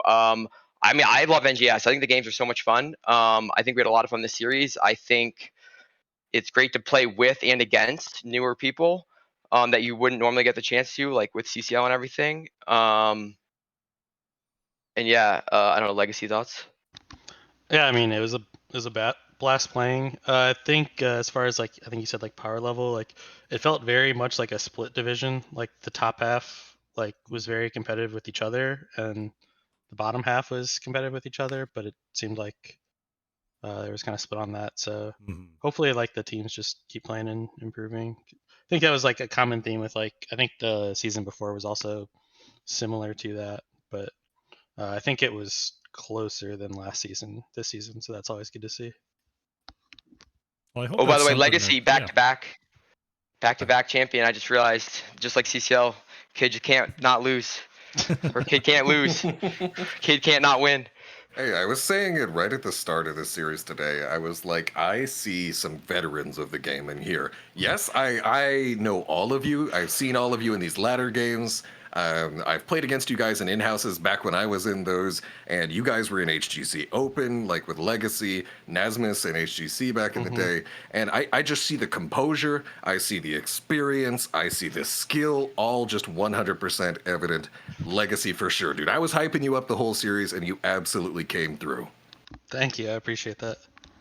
it was an Yeah, absolute banger today. Total banger. Love to see it. we've been there before. I think is kind of what I was thinking when, like, like sort of. I think a lot of newer players or less experienced players might, look at the situations we were in today and and sort of not play optimally. And I think with a lot of our experience, like, led us to being able to, we've been there before. Like, I think everyone on our team has been in situations exactly like we were in, where it's like looks unwinnable and you pull it out, and I think that helps a lot. It showed. It absolutely showed. Because you're right. That's a hallmark of experience is being in those. It looks impossible, but you just get to keep a level head and say, from this moment, what do I need to do to win and execute on that? And that was, I think, the story of the day today. Yeah. Brilliant composure, for sure. Well, pre-workout Powah, an amazing reverse sweep for the grand finals today, and a great cap to the season. The floor is yours. Any final shout outs you'd like to make before we close this out? Lexi, you want to go first? Sure. Shout out to you guys for casting and also just putting on the league. I know I mentioned it before, but I've played in this a lot. Like NGS is awesome. It allows us to keep playing competitive and whether it's during CCL off season or just a good showcase for people that aren't in CCL yet, kind of giving them I think this is like the best way for people that are hopefuls to just be able to show their stuff over the course of a season. So love that you guys put it on. It's always a great time in the league. So appreciate you guys doing that. And then shout out to the team. Reverse sweeps aren't easy. You got to have a lot of composure for that. So shout out to them. And yeah, I think that's it. I'd say I times two everything Legacy just said. I could not never articulate it that well, so I'm just gonna add the times two onto it and say Pog Arrow incoming, twitch.tv/cpogx1. Boom. Mic drop. Fantastic. Once again, congratulations on your victory, Champion Season 4. We hope to see you again for the next one. Good luck going forward in CCL, and good luck going forward in just Heroes of the Storm in general. It's great to have you out. Awesome. Oh yeah, thank you. All right. Mockery, I'll call you back in just a moment. Sounds good.